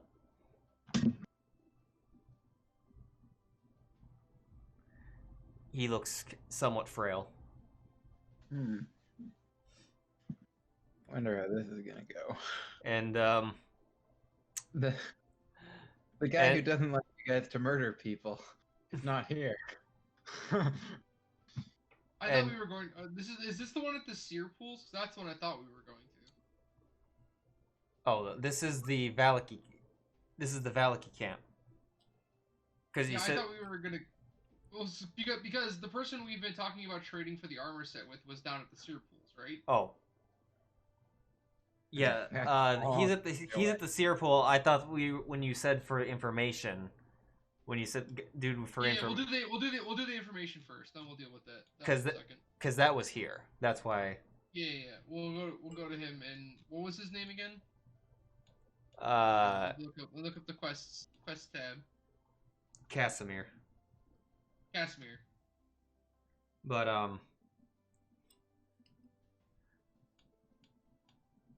I will say though, with finding it,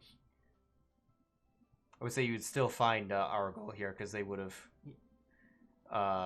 he would have, at least someone would have told him. But however, when he sees you, he's, oh, hello, my friends. It's been what was it? It's been a day. Oh, that was some business, wasn't it? Tell me, how are you feeling? I know you weren't left in perfect working order the last time we interacted, unfortunately. feeling a little down on the weather, but it's what the job is sometimes. Certainly, I understand that. They did quick work for you. I hope was Madame Ava involved, because she's done some wonderful work for us in the past. Oh yes, she's very good with these types of things.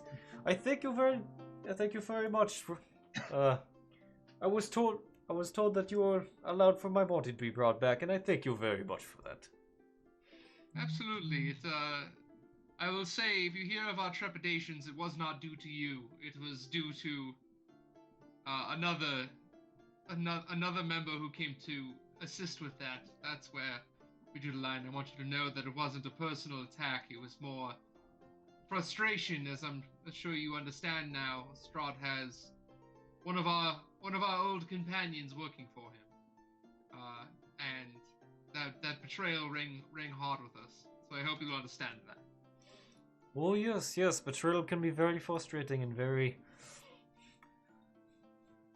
and can lead to very dark things. But what's done is done. We can proceed with our normal business. Is there anything we can do for you?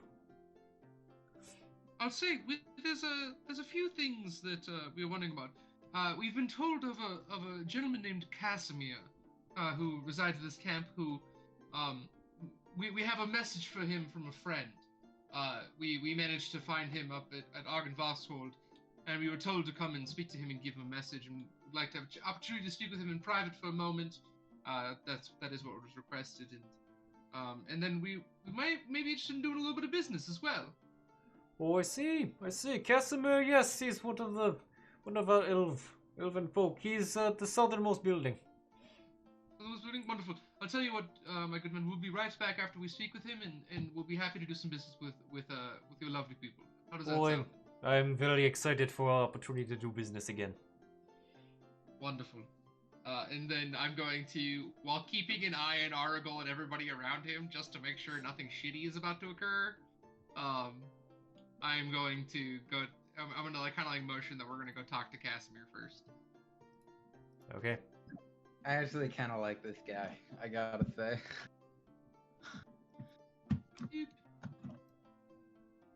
I gotta zoom in. My current zoom on that map was like way out, and I'm like, is this me? Is this me? Is this me? Okay, door's on the other side over here. Fallen, you follow?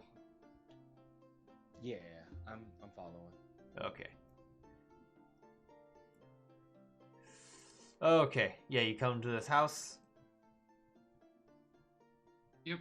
We're just gonna knock and say, my good friend Casimir, we've been sent to pass along a message. May we come in? All right. The door opens, and you see. Hold on a second. He's okay.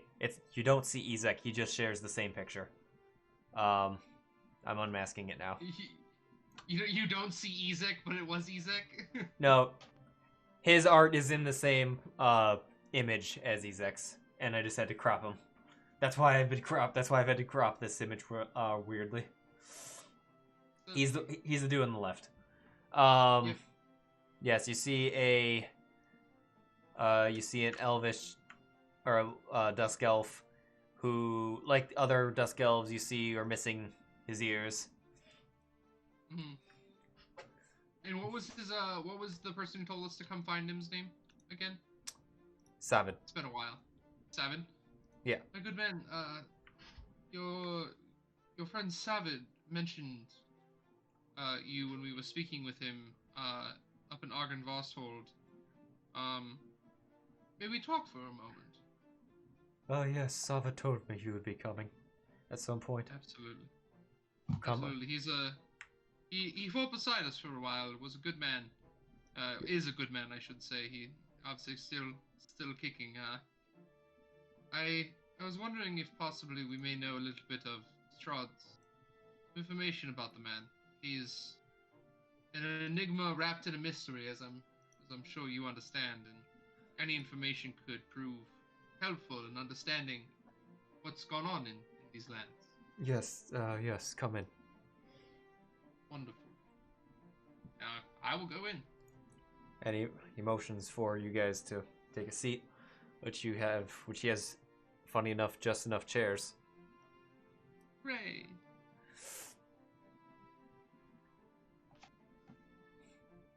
And Fallen stands there. Fallen doesn't sit down. Fallen No. just stands and looks menacing. If he can fit inside the house. Menacingly!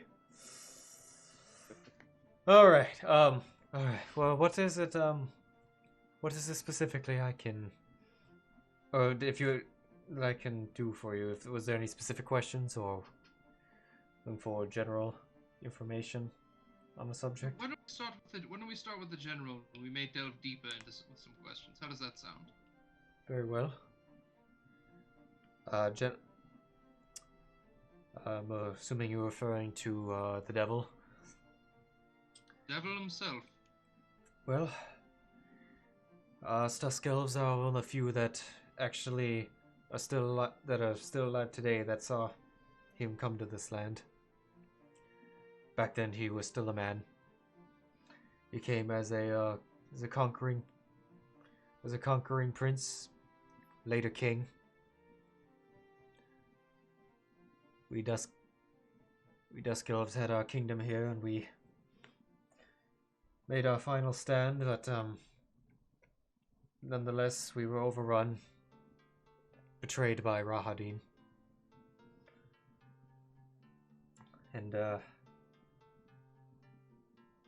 but we were not killed like some, like those in Argynvostold, who fought to the very last man. We were given a certain amount of mercy. And we were allowed to live here with the Vistani.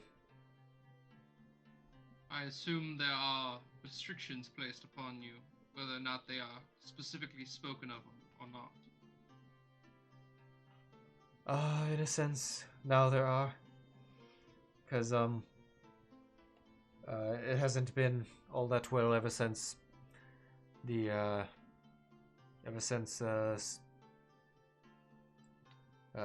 since Strahd's occupation. We lived, I guess, decent lives considering the circumstances after being conquered, but when the devil fell into the dark powers, and this land became cursed, it only got worse from us for there. For a while it was the same, but the devil would every so often seek out consorts, those who he wished to be his bride. Not so much amongst ourselves. There were only so few of us here, the men and women. But my sister, on the other hand, sought him out. Patrina.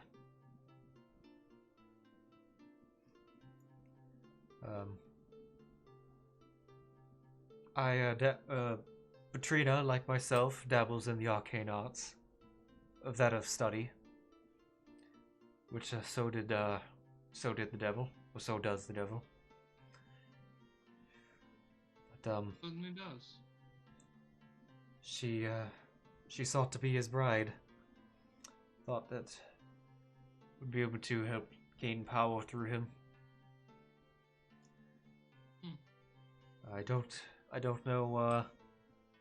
Ultimately, I don't know what the devil decided before he was given the option of making her one of his consorts, which I assume you understand what that means. I believe that I do. Unfortunate as it may be. Yes, well, before he had the chance, the other members of the Dusk Elves saw Patrina's actions as that of treason. And for her betrayal, she was stoned to death.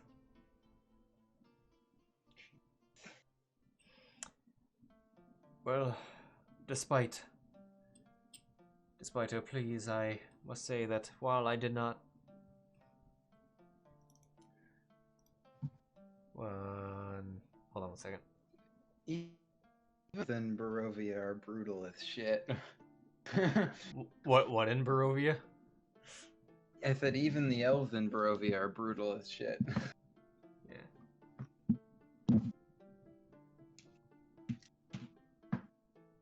Yes, I must say, I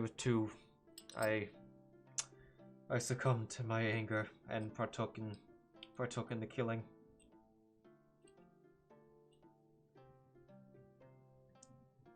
Well, ultimately, whatever Strahd was decided, whether the Strahd was going to take her as a consort or not, it was a provocation enough.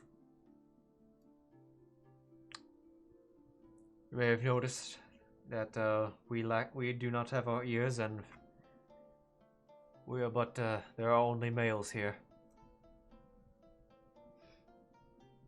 That is because Strahd killed all of our women and took off our nails as a mark of his torture, or a mark of his power.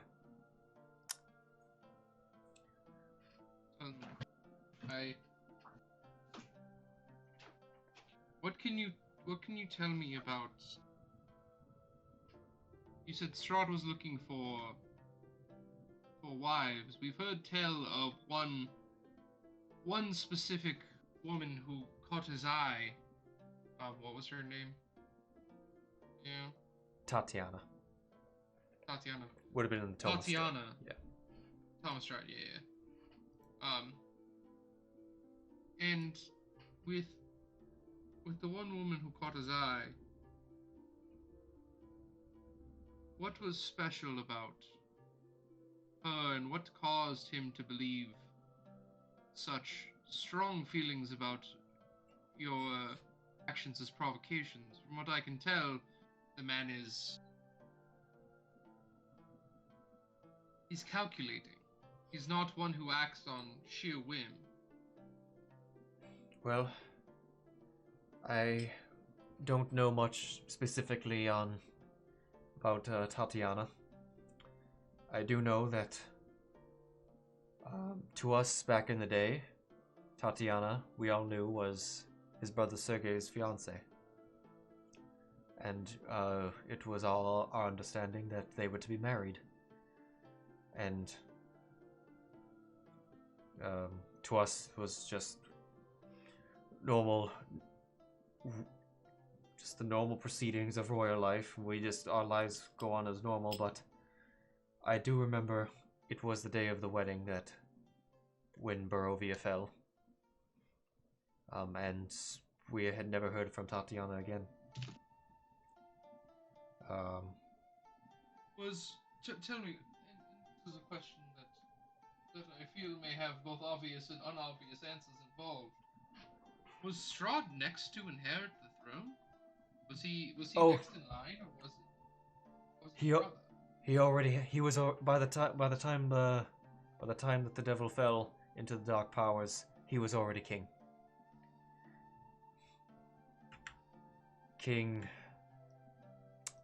I just accidentally made a copy of Belwick. Sorry. Then Belwick shows up, angry as can be. Yeah. Give me a quick second. Make sure I get his name right.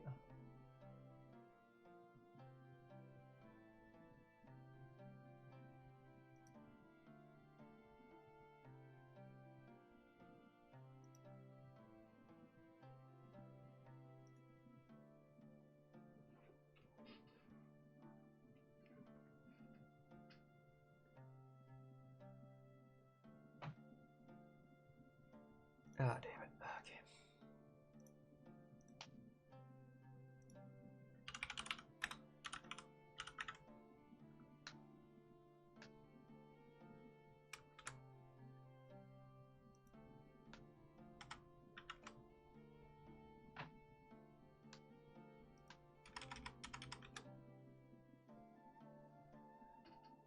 Sorry, I think I remember what his name is, but I might get it wrong, and I don't want to do that.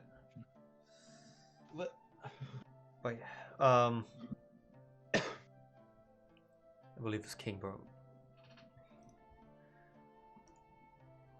But yes,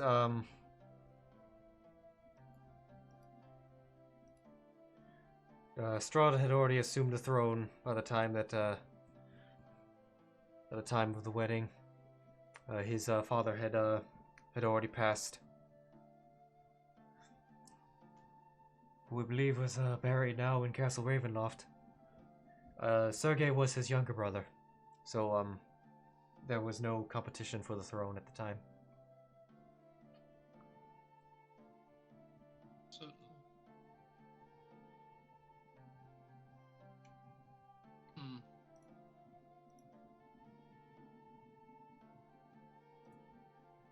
What is there anything you can tell me about Strahd that, you can tell us about Strahd that could lead us to a possibility of defeating him? I know it's not an easy question or one that comes with an easy answer, but one that could provide quite valuable insight into our actions. What was that, Demandre?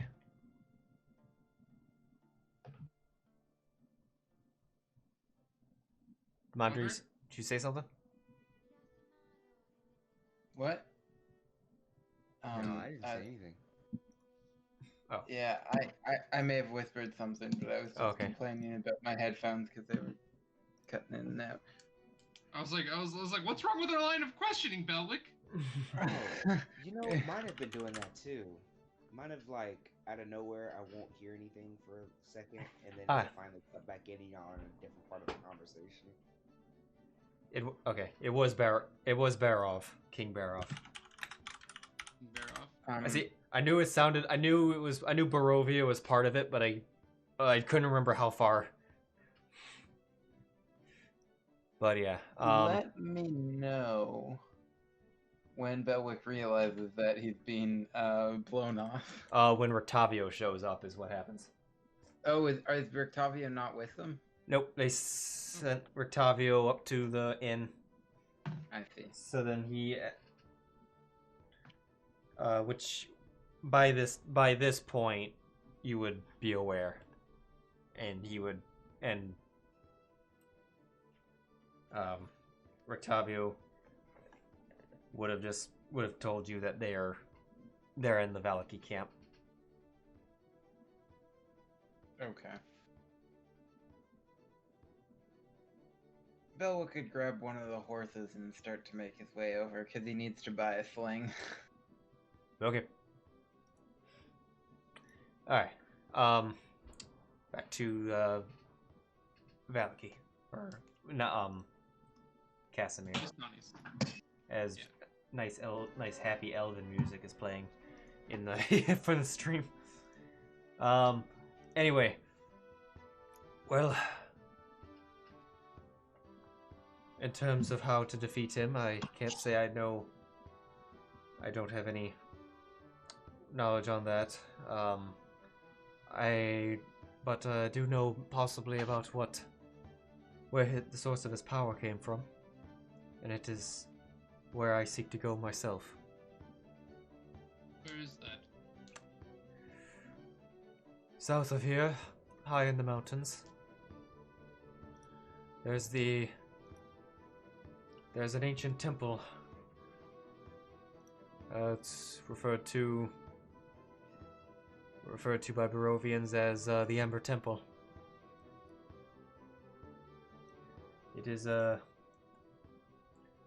temple that holds many old arcane secrets. Many of that which would be considered dark.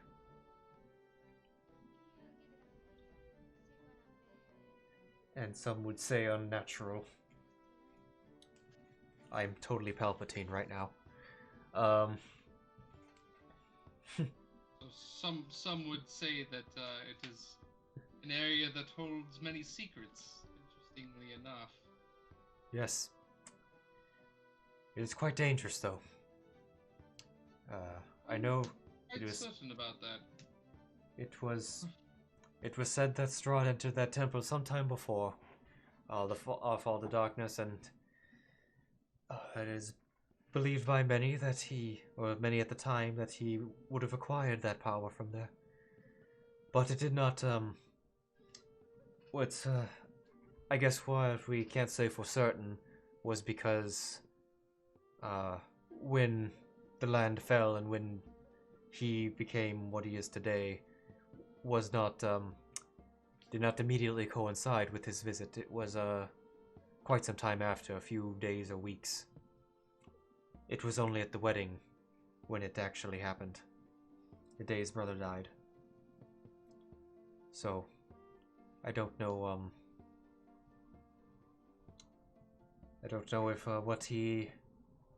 if he had acquired a power and it had not activated it until that time, or something else caused it to trigger. But what many of us do believe is that the Ember Temple holds a variety of dark powers and dark gifts that give those the unnatural abilities to perform certain levels of magic at a cost. Sounds exciting. You're not here. Who's that? That was meta. Oh, okay. One. That was Homie being meta. Well, I will tell you this. You said you yourself were heading there, yes? I wish to go there. I dare not go there alone. It's too dangerous. Despite what abilities I have, I would not be so bold as to go there alone. If I had others with me, then I would go, and I would aid in what they wish to find, with the hope that you would also aid me. Which I... Tell me, what do you wish to find? I wish to find one of the dark gifts that are in that lie in that temple. You want to yourself become what Strahd is? Oh no, certainly not. You understand where the concern comes from in my voice, yes? Oh, I understand. No, there's more than one dark gift in the temple. I seek one that will allow me to bring back my sister. While yes, I did take a part in her death, I have since regretted it. She haunts me in my dreams ever since that day, centuries ago. I must reach where this gift can be bestowed upon me. And from there I must go to where she's buried.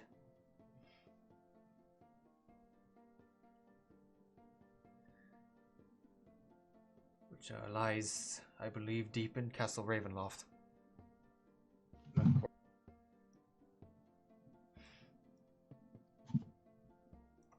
It's your plan to go for Castle Ravenloft as well.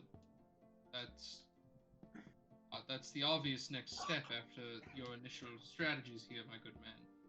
Is to go for Castle Ravenloft in the end times. Am I reading you correctly in that assessment, or am I in a totally incorrect direction at this point?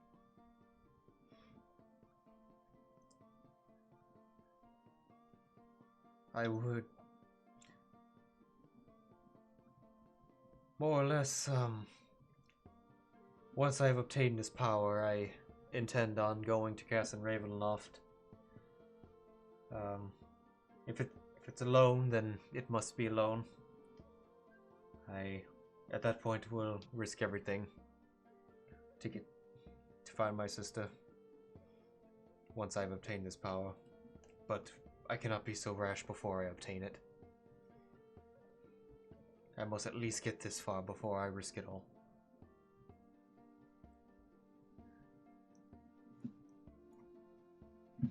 Certainly. NPC quests in Barovia are kind of like Rome, in the sense that all roads lead to Rome and all quests lead to Castle Ravenloft. Not all of them, but a lot of it's connected. It's almost like Castle Ravenloft is where the big bad sits. Crazy, I know.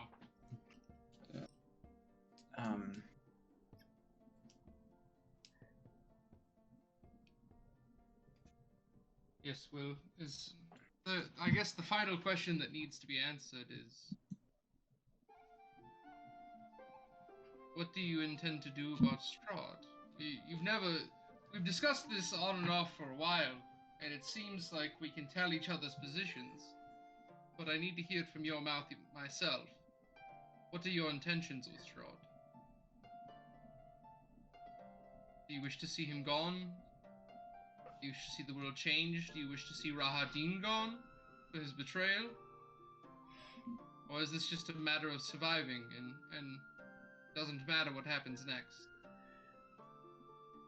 My first priority is to bring back my sister.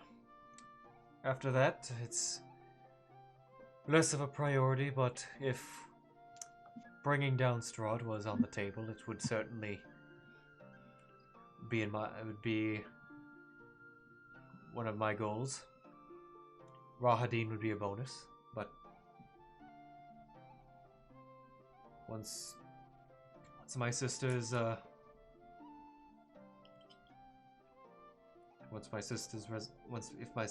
I can bring back my sister, then if bringing down Strahd is the next step, or at least attempting, as many have, I can't say I would be with any regrets were I to fall to him, even in attempting to kill him.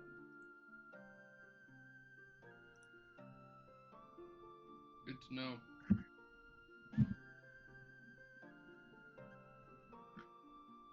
One last question for you that isn't related to him, because I think we're gonna have a few conversations that we have to have after that as well. First one is, how do you get a better deal with the Vistani? You've lived with these people for a long time. What can you do to improve pricing on items? Well, it's quite hard. They normally have the best prices in Barovia, being that they're the only ones that have access to outside markets. Certainly, but there's got to be a tactic you've seen before that has worked. Tell me how to bargain. No, it's not how to bargain, it's specifically what tactics work with these people.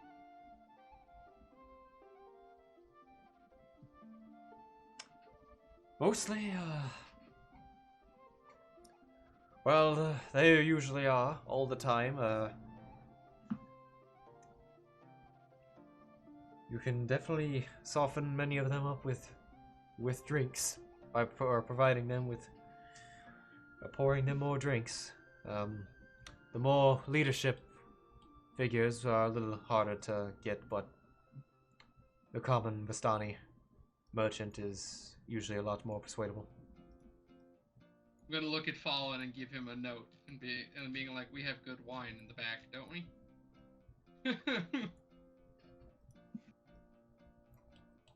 That's why they added. I see. Interesting. Well, I'll tell you what. Your quest may in fact be our quest as well. Give us some time to work some dealings with the Vistani, and if we need to get our hands on some better accoutrements to fight, and we'll make our way, I'm sure, if not in the moment, up to the castle of up to Strahd's Ember Castle. I have notes, but all it says is Ember, and I don't remember how it was phrased. Ember Temple, and it's Ember Temple. It's in the south. That sounds much better. I'm just like, I literally am like, I have a note, but all it says is Ember, because I was trying to write so much. I should clarify Amber Temple, not Ember. Amber Temple? Yes. Amber Temple. Amber like the fossilized sap. We may appreciate having you along for an excursion into the Amber Temple. We'll be sure to let you know when these motions are in place and we are ready to begin our excursion. Does that sound fair to you? Be happy to assist you as long as you assist us. It goes both ways, but hopefully can be mutually beneficial to both of our causes. That sounds fair to me. If I may ask, what dealings do you have with the Vistani?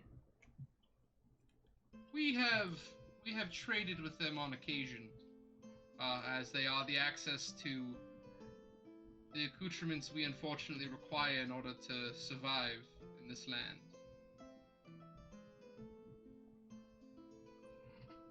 What? And, anything specific that you're asking from them?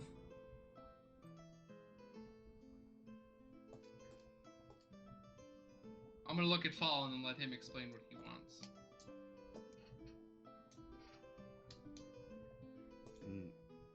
Oh shit. I need armor.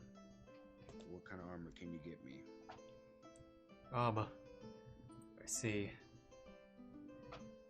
Well, I personally can't I personally don't have access to armor, but I will warn against I will warn with dealings with the Vistani that they have never, while they deal in small arms like silver arrows, sometimes a special dagger or two, they very rarely bring in more finer, heavier equipment. I fear that they are forbidden to. So you're telling me that when I was told that they could get me armor, they were lying to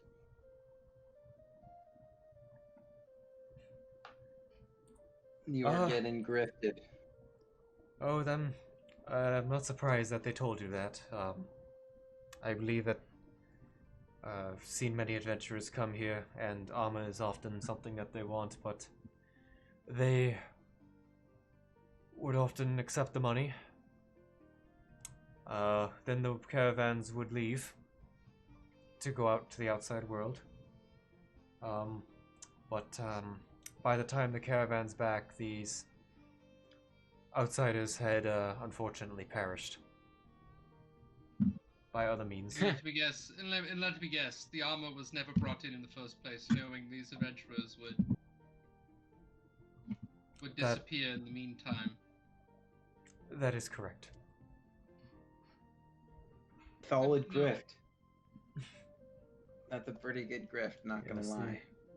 When dealing with the Vistani, it is best to purchase what they have on hand. They may be willing to do smaller things from the outside, but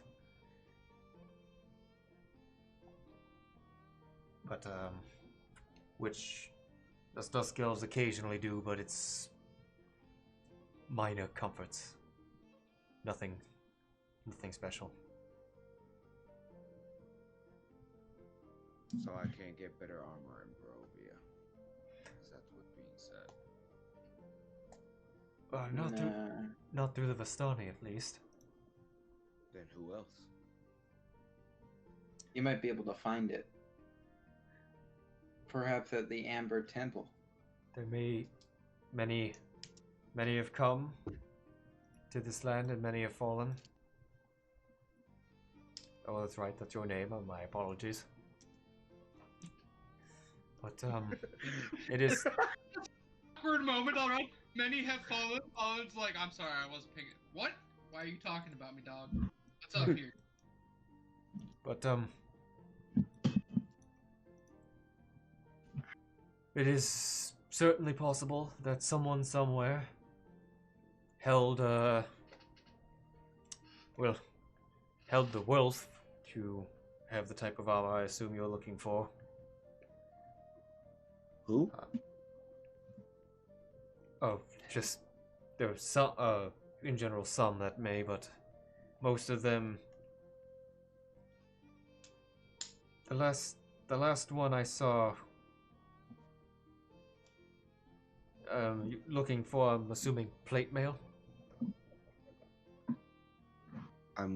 Yes, I'm looking for anything that would be better than what I have. The last one I saw, who had a full suit of plate, was Sergei himself. Where can I find Sergei? He's dead. Oh, but you might be able to find his body. Yeah, met his body. That's what I meant. I assume it lies with the rest of the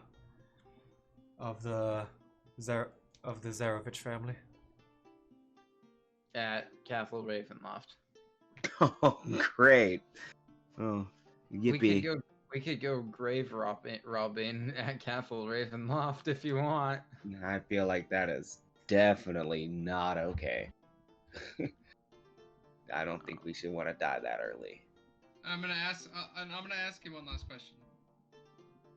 In your past, I'm sure you've dealt with the other people and groups who've come forward to been brought here by Strahd as some sort of game for him. He's invited us to his manor for dinner. And while I'm not opposed to the idea of seeing one's enemies in his home court, have you heard others have this offer? And if so, is it something we should come in armed for bear, or is this something where things will change?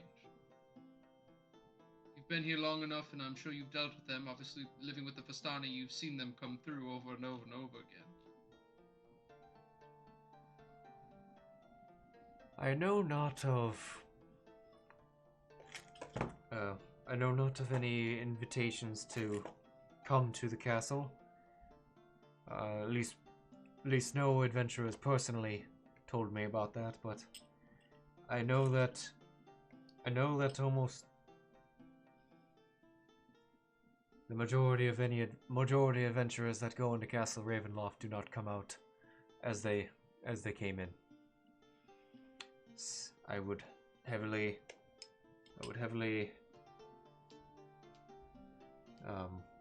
if you've been invited, you may be able to come out, or you may be able to leave. Some have, we know, we would occasionally find one that would have escaped. But it best that going in you be prepared for the worst as a precaution. Thank you for your information. That is a great deal. Anyway, let us. I'm sure our companion, our final members of our group will be around shortly to have a discussion. And just as you say that, Belwick walks into the camp and tries to buy a sling. Belwick, you see Aragal. Hey, how's it going? I was looking to see if I could buy a sling from you. Oh, it's a small little friend. It's good. Oh, he kind of like stumbles a little bit. Oh, sorry. Little bit of a little under the weather. Think your one friend had it one time, but Hey, feel a little bit better, and I'll give him a healing word. Oh, thank you. A little bit better, I see. Yes. What can I do? What can I do for you? I was hoping to get a sling. Do you got a sling for me? Oh yes, we've got slings. How about I trade you the 8 points of healing I just gave you for it?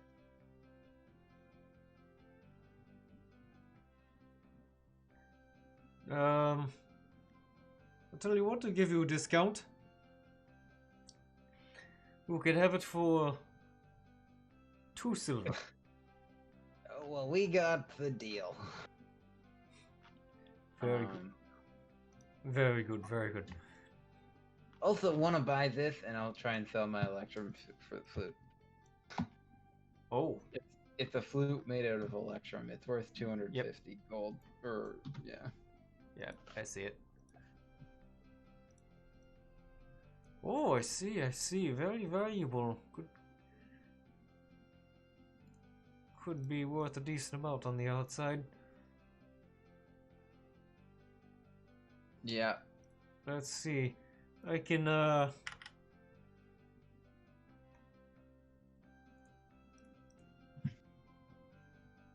Unfortunate. Somebody want to go to Castle Ravenloft?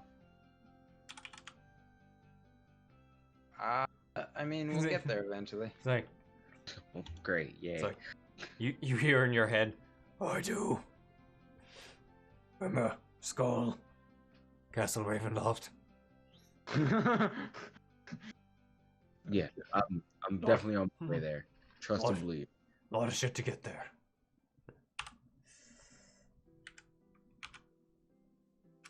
I'm trying to make extra non-hittable so I can get your skull back and not die in the process. Understandable. Anyway, I could give you 195 gold for this little flute here. Okay. Fruit here. Can I roll a persuasion check to barter for better price? Go ahead. Whoa.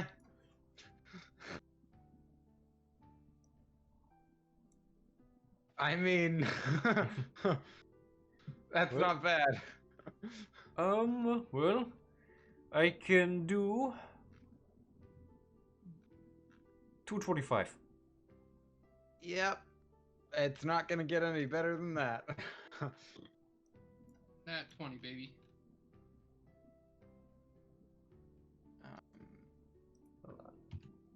Alright, Aruthi. Yeah, that's been resolved. That's all I was really here to do. Okay. Did you add that gold, or did you want me to drop it in? I got it. Okay. And I'll take. Did that go? I'm deleting it. Okay. All All right. Also, I hooked up my coffin to the horse. One of the horses, assuming that it was still there. Yeah, it's still there. There were 3 horses. Alrighty. Wait a minute. I'll take it. No, there were 4 horses.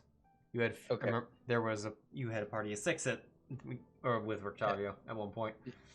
Yeah, I'll take one of them and strap my coffin to it, and he's my coffin donkey now. Okay. All right. And then I'll walk up to the rest of the party. Okay. Yeah, you find them you find them down by Casimir's. Hey guys, you kinda just ditched me, eh? Yes. Little rude. Yeah. So were your actions. Okay, you murdered 2 dudes. They were pointing crossbows at us. Safety is a chief concern. If we're dead, we cannot do what we are here to do. I'm so horrified by this. Hi, I'm Casimir. Hey, Casimir. What's this about killing someone? They just murdered 2 dudes in the forest for no reason. Oh, I see. But I'm sure you're a good dude, and I'm sure they won't murder you. At least I'm a little less sure than I was yesterday, but I'm pretty sure. In my defense, Casimir, somebody shot an arrow at me and it actually hit. After you attacked them. I hit them with my the hilt. I just wanted to knock him out so he didn't hit us. Killing him was not.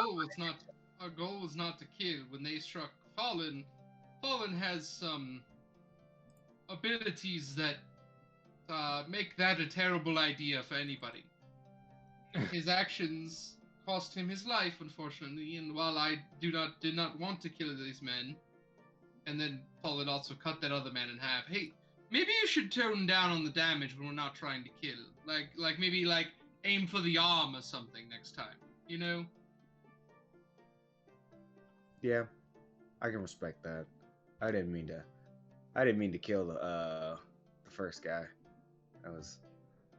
He hit me. It was a reaction, man. It just really was. But the second guy, too much. He was gonna tell somebody. Second guy was definitely over the line, but I think while it is unfortunate that it occurred, the fact that you believe, Belwick, that our decisions are done with anything except our own being. What? Our own well-being is ridiculous at this point. We 2 seconds ago, literally 2 days ago, we decided that we were gonna try and be heroes. I'm still a hero. Little bit less than you were yesterday. Not gonna lie. Same day. Little bit, yeah. Well, no, yesterday he was.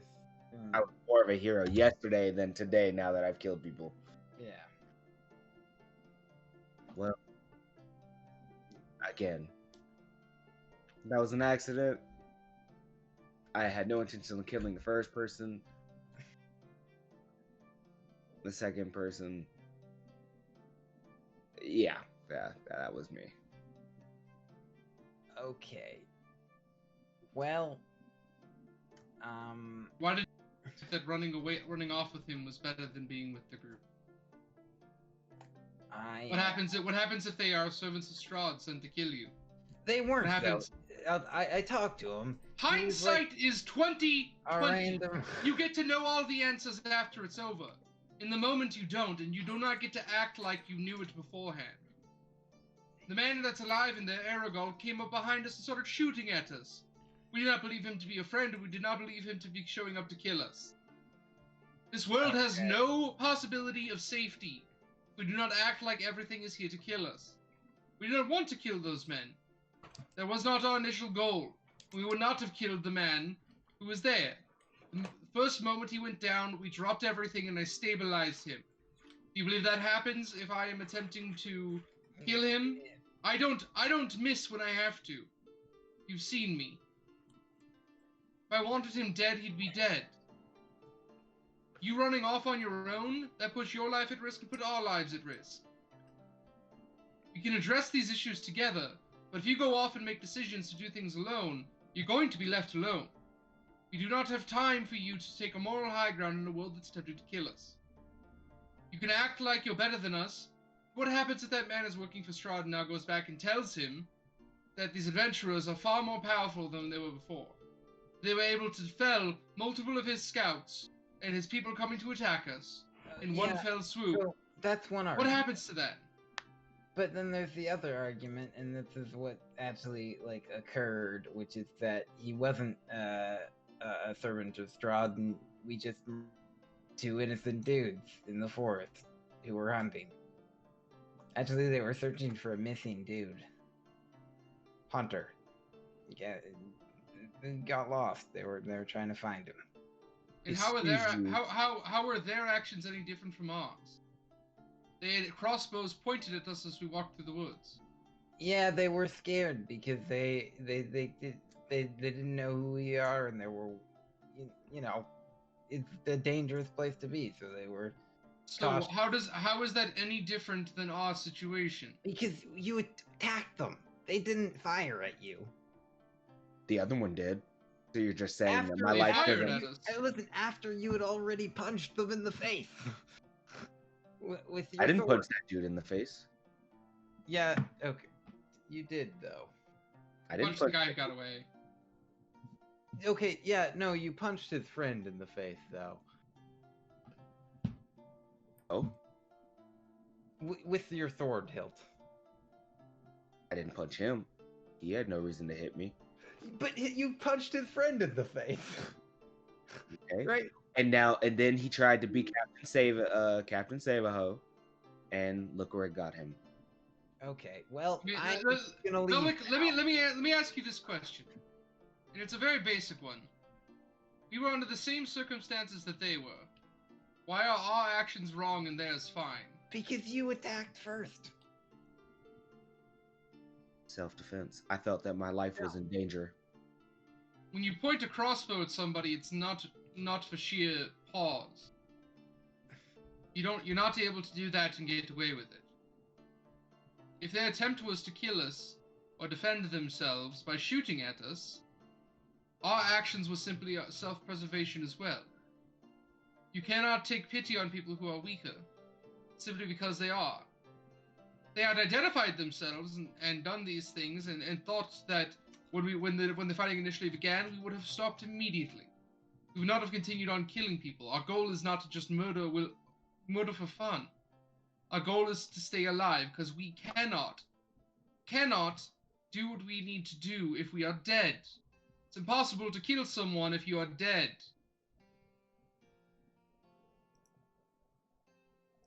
If you want to justify that their lives are more important than ours, maybe you should go be with them.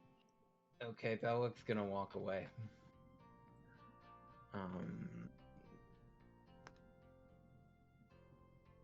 Yeah.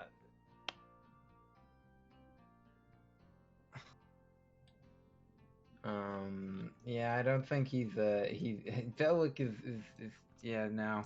This is not okay to him, and he's gonna go and go back into Valaki.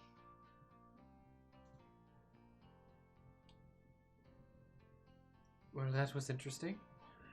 I apologize for you needing to see this fight.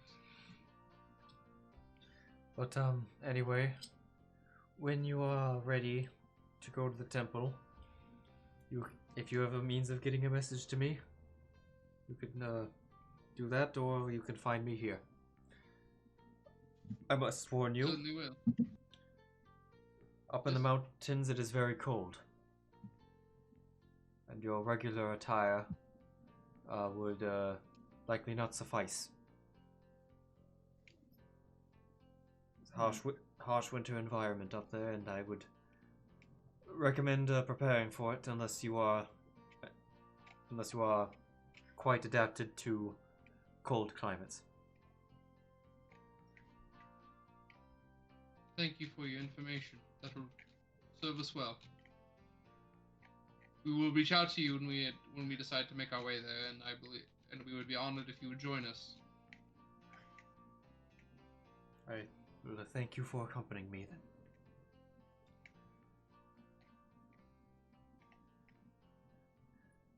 And with that, I think, unless Fallen's got any more questions, or Jarvis does. Jarvis, do you have anything to add?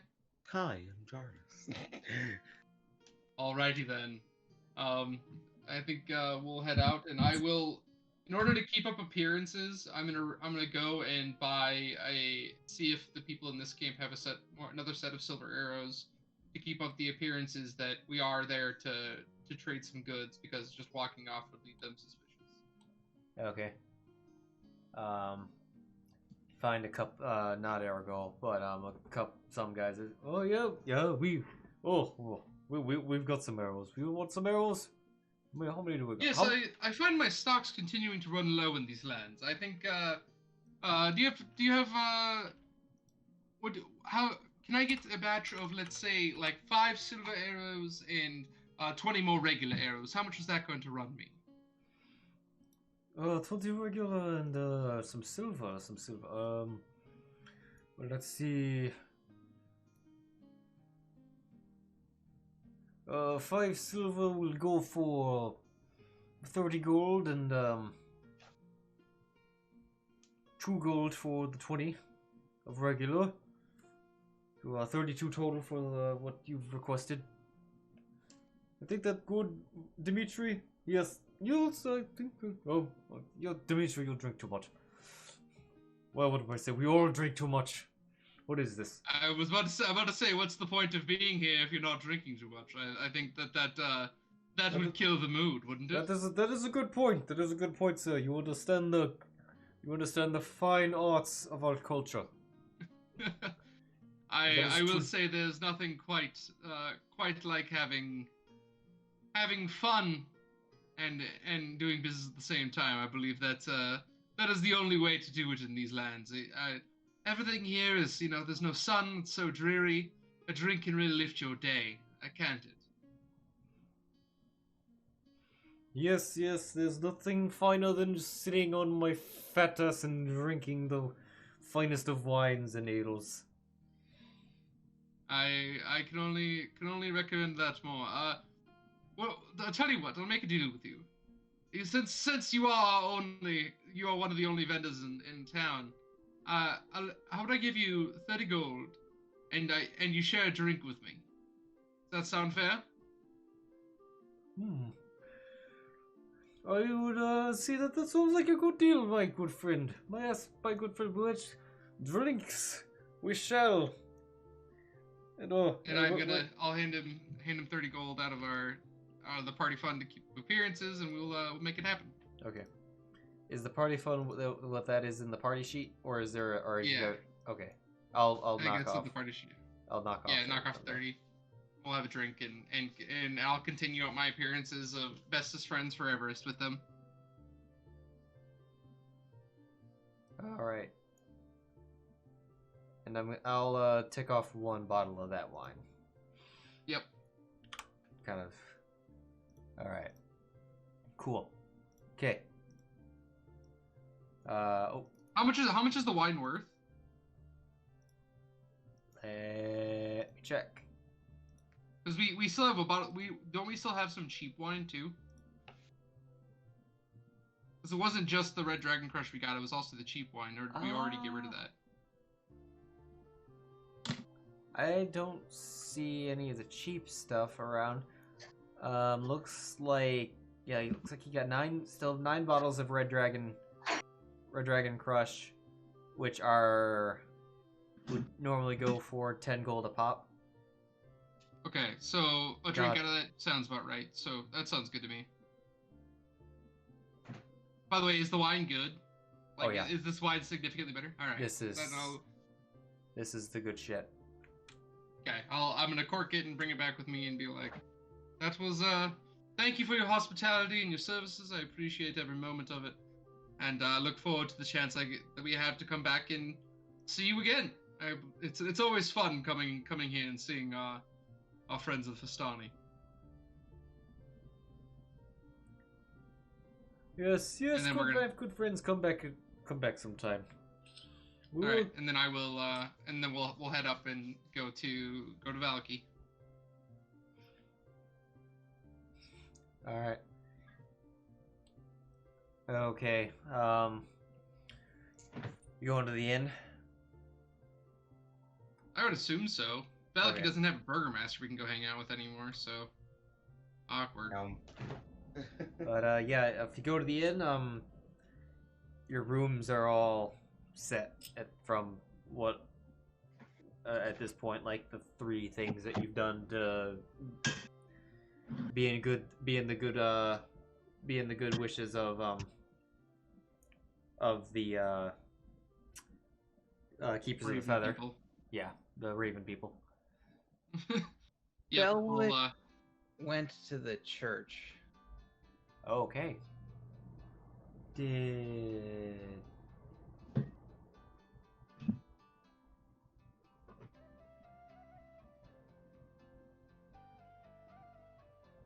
hold on, I gotta check something.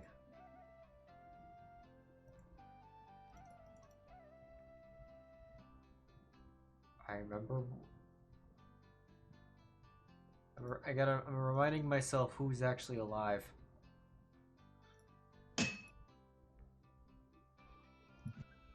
Yes, the important question. I remember the kid. Nothing happened to the kid.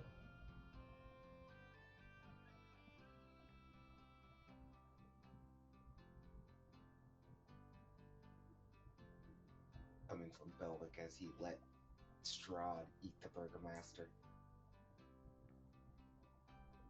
I still stand by that decision. I think that was a perfectly moral choice.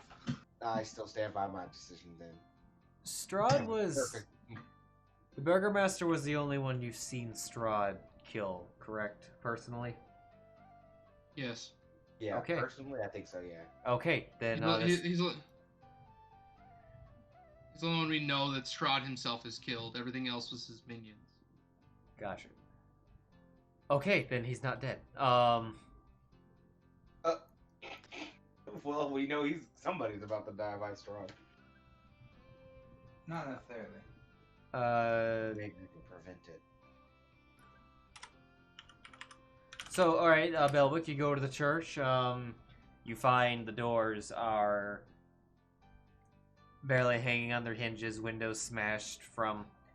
You can still see kind of the some hints of the blood that was here. Oh, why did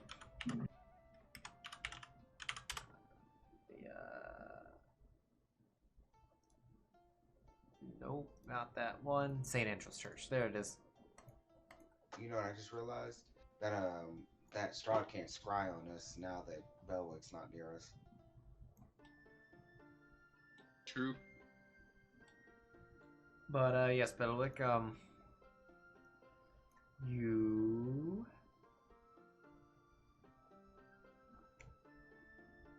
let's see. Nope.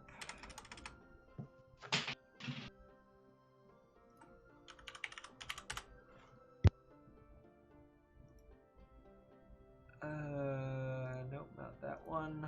That one. Yeska's dead though. He's not. Okay. Yeah, you see kind of sweeping in the yard, you see the one dude that was kind of hanging out in the back. Where is the combat tracker? There you are. And Belwick. There we go. You see him. You see him just kind of digging in the graveyard. He gives you he sees you and squints daggers at you. I will walk into the church. Okay. You see praying at the somewhat smashed altar at this point. Father Lucian. What does the rest of the church look like? It's looks like they've tidied up a little bit. Windows are still smashed.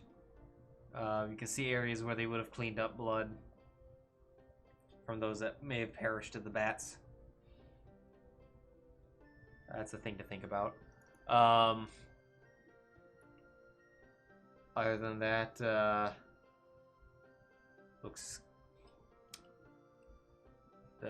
than that's the same as what it was before, just more rundown, and there's no people here. Okay. Well, Belwick is gonna walk, and then sit down in one of the pews.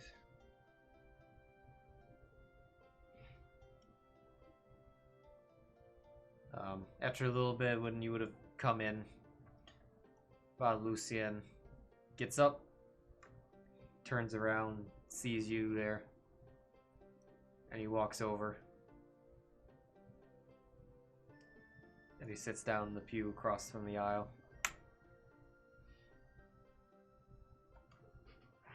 What brings you back here?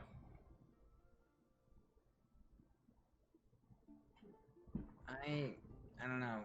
I didn't really feel like I had a lot of other places to go, and I felt like a church would be is oddly fitting.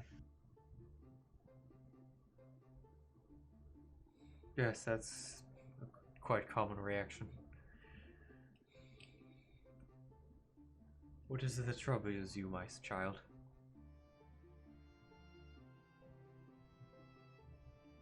Well, I don't know. I've been here for a little while now, and there's so much darkness, and I've seen a lot of death and destruction. And some of it I can justify, and you know, and some of it I can absolve myself of, but like, I don't know, I don't know how much of it is already there, and or how much of it is being left in my wake, and the wake of the people who are with me.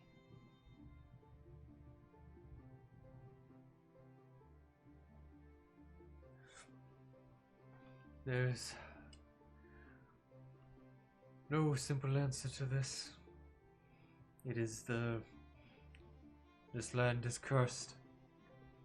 We have to be in a perpetual state of darkness and death, and those who pass on do not truly pass on, but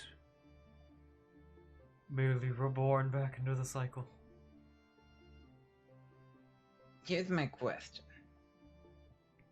You're a gaudy person or whatever. What does God say? Is it okay if you save a whole lot more people? Does killing a couple people unjustifiably is that absolved? Is that like okay if you do more good than you do harm? Is the harm still bad? Can you absolve yourself of it?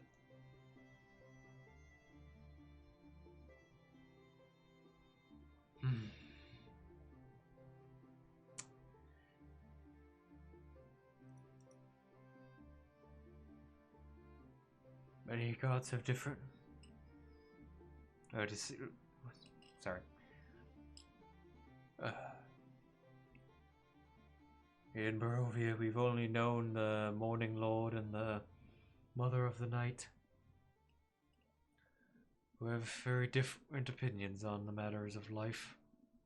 Well, I'm gonna ask the Morning Lord, because the Mother of Night kind of sounds awful. Like, she doesn't seem like a nice lady.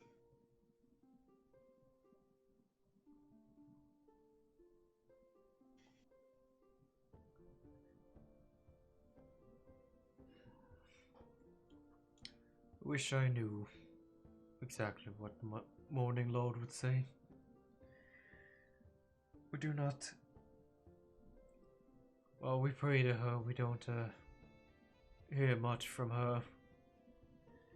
I was told that at one time we did, but it appears that we are cut off from direct communication. In terms of what I know of the Morning Lord is that of rebirth.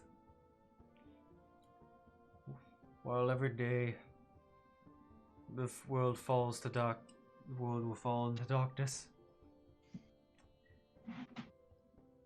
and that bad things will happen in those times. But the Morning Lord at least would at least tell us is that the light will certainly rise again, and it is those times that we must seek and not dwell in the darkness. For if we look to the next light and make the best of it before it inevitably falls down into darkness again.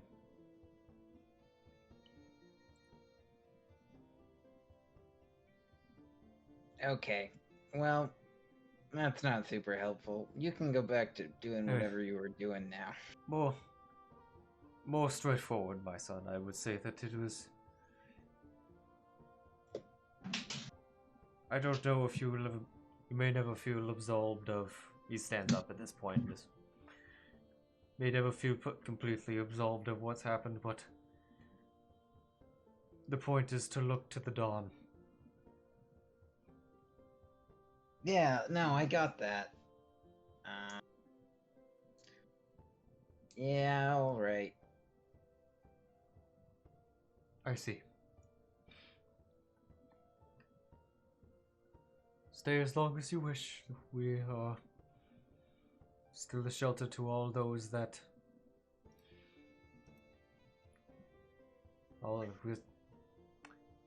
shelter to all those who wish for sanctuary.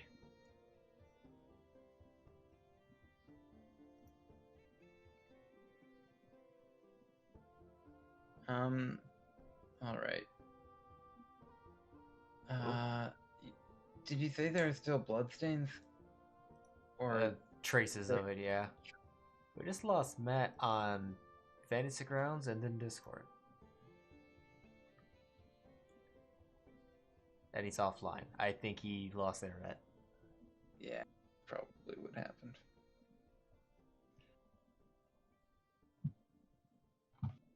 Okay.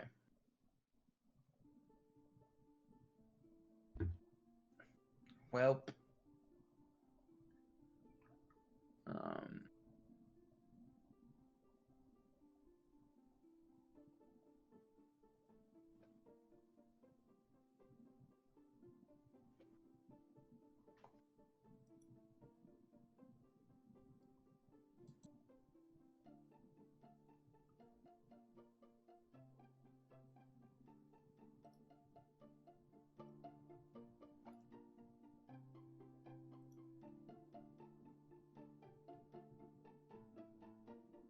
all right.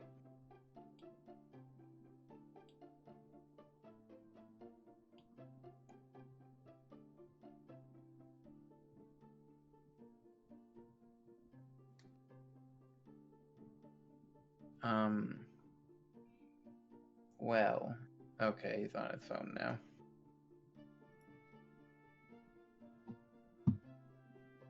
And he's typing. Yep. Your internet or power. Let me just see something.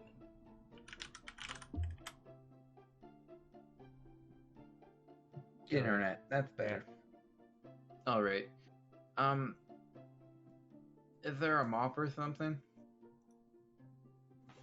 If you look around for it. I will. And then Belwick is just gonna keep mopping up the bloodstains until there is no stain left. Okay. Or until he falls asleep from exhaustion. Are you only going to do it via mopping? No, he'll go at it with other tools if need be. Okay. Any of that of the magic variety? I can't think of what I don't have a spell that is clean that would be used to clean, I don't think. Let's see. I guess I could use prestidigitation. Yeah. But he's not gonna do that. Okay. Okay, Yeah. I'm back. Sorry, my internet went out for a minute there. No problem. Um, But yeah, you can do that, and if you fall asleep in the church, no one's gonna stop you. do they get him out? Yeah. With enough time at it, yeah. All right. And then Miljov kills you when you're asleep with his shovel. Yeah, I'm a little worried about that, but yeah. No. Yeah, so the rest of the party do anything else but rest at the inn?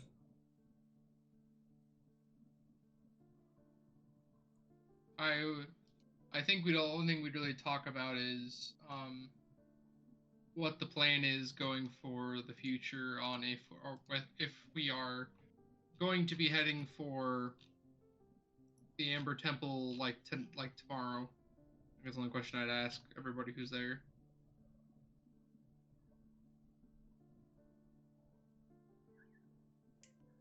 All right, so Follow.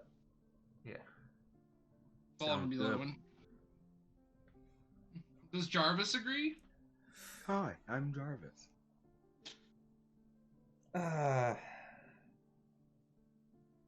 Where is it on the map? Oh yeah. All right. So you're in Valaki, the Amber Temple. Oop, nope. Is hold on. There. Something to note is that that is part of Mount Yakis, and it's highly elevated. Taking a direct route or anything like that would involve scaling the mountain. We ignore difficult terrain. We can just go right over that. Not like a horse in Skyrim. Not a sheer cliff icy mountain. Yeah, I don't think we can just ignore that one. Unfortunately, No. I can get us there quick, but I can't get us right there. We're gonna have to. It would involve make some adjustments. Yeah, it would involve everyone. It would involve people having climbing gear and all that good stuff. There is a road that goes up to it. Now, we could take that road in which we will probably get murdered. Like, I imagine we'd have an encounter right there. It seems too obvious to have that not occur, right? Like, it just screams trap. Mountain path, road, no one's there. Yeah, the Solenka Pass. Yeah.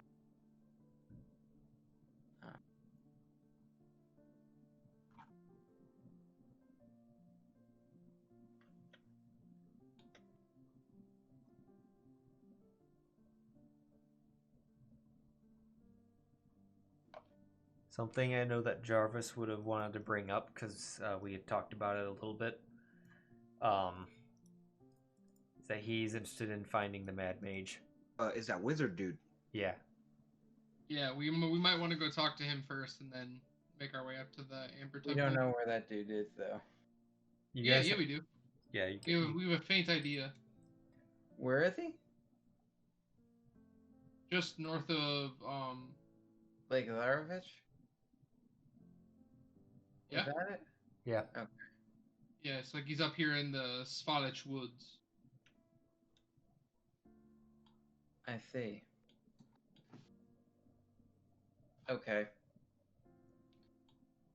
Well, I don't know what I don't know what the plan is in regards to that.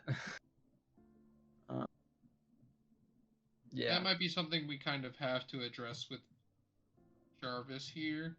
Yeah. That feels kind of in line with we can't be making decisions for him about what he wants, unfortunately.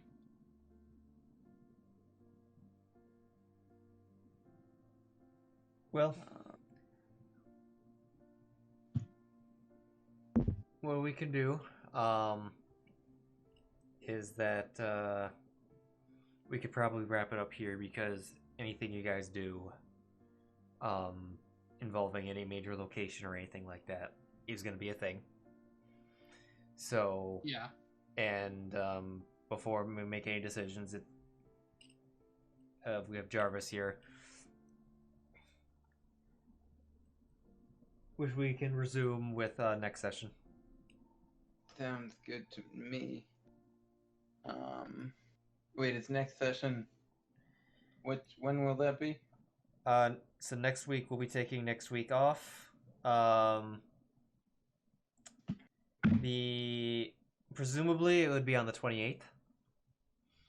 if no one has any scheduling problems with that. All right.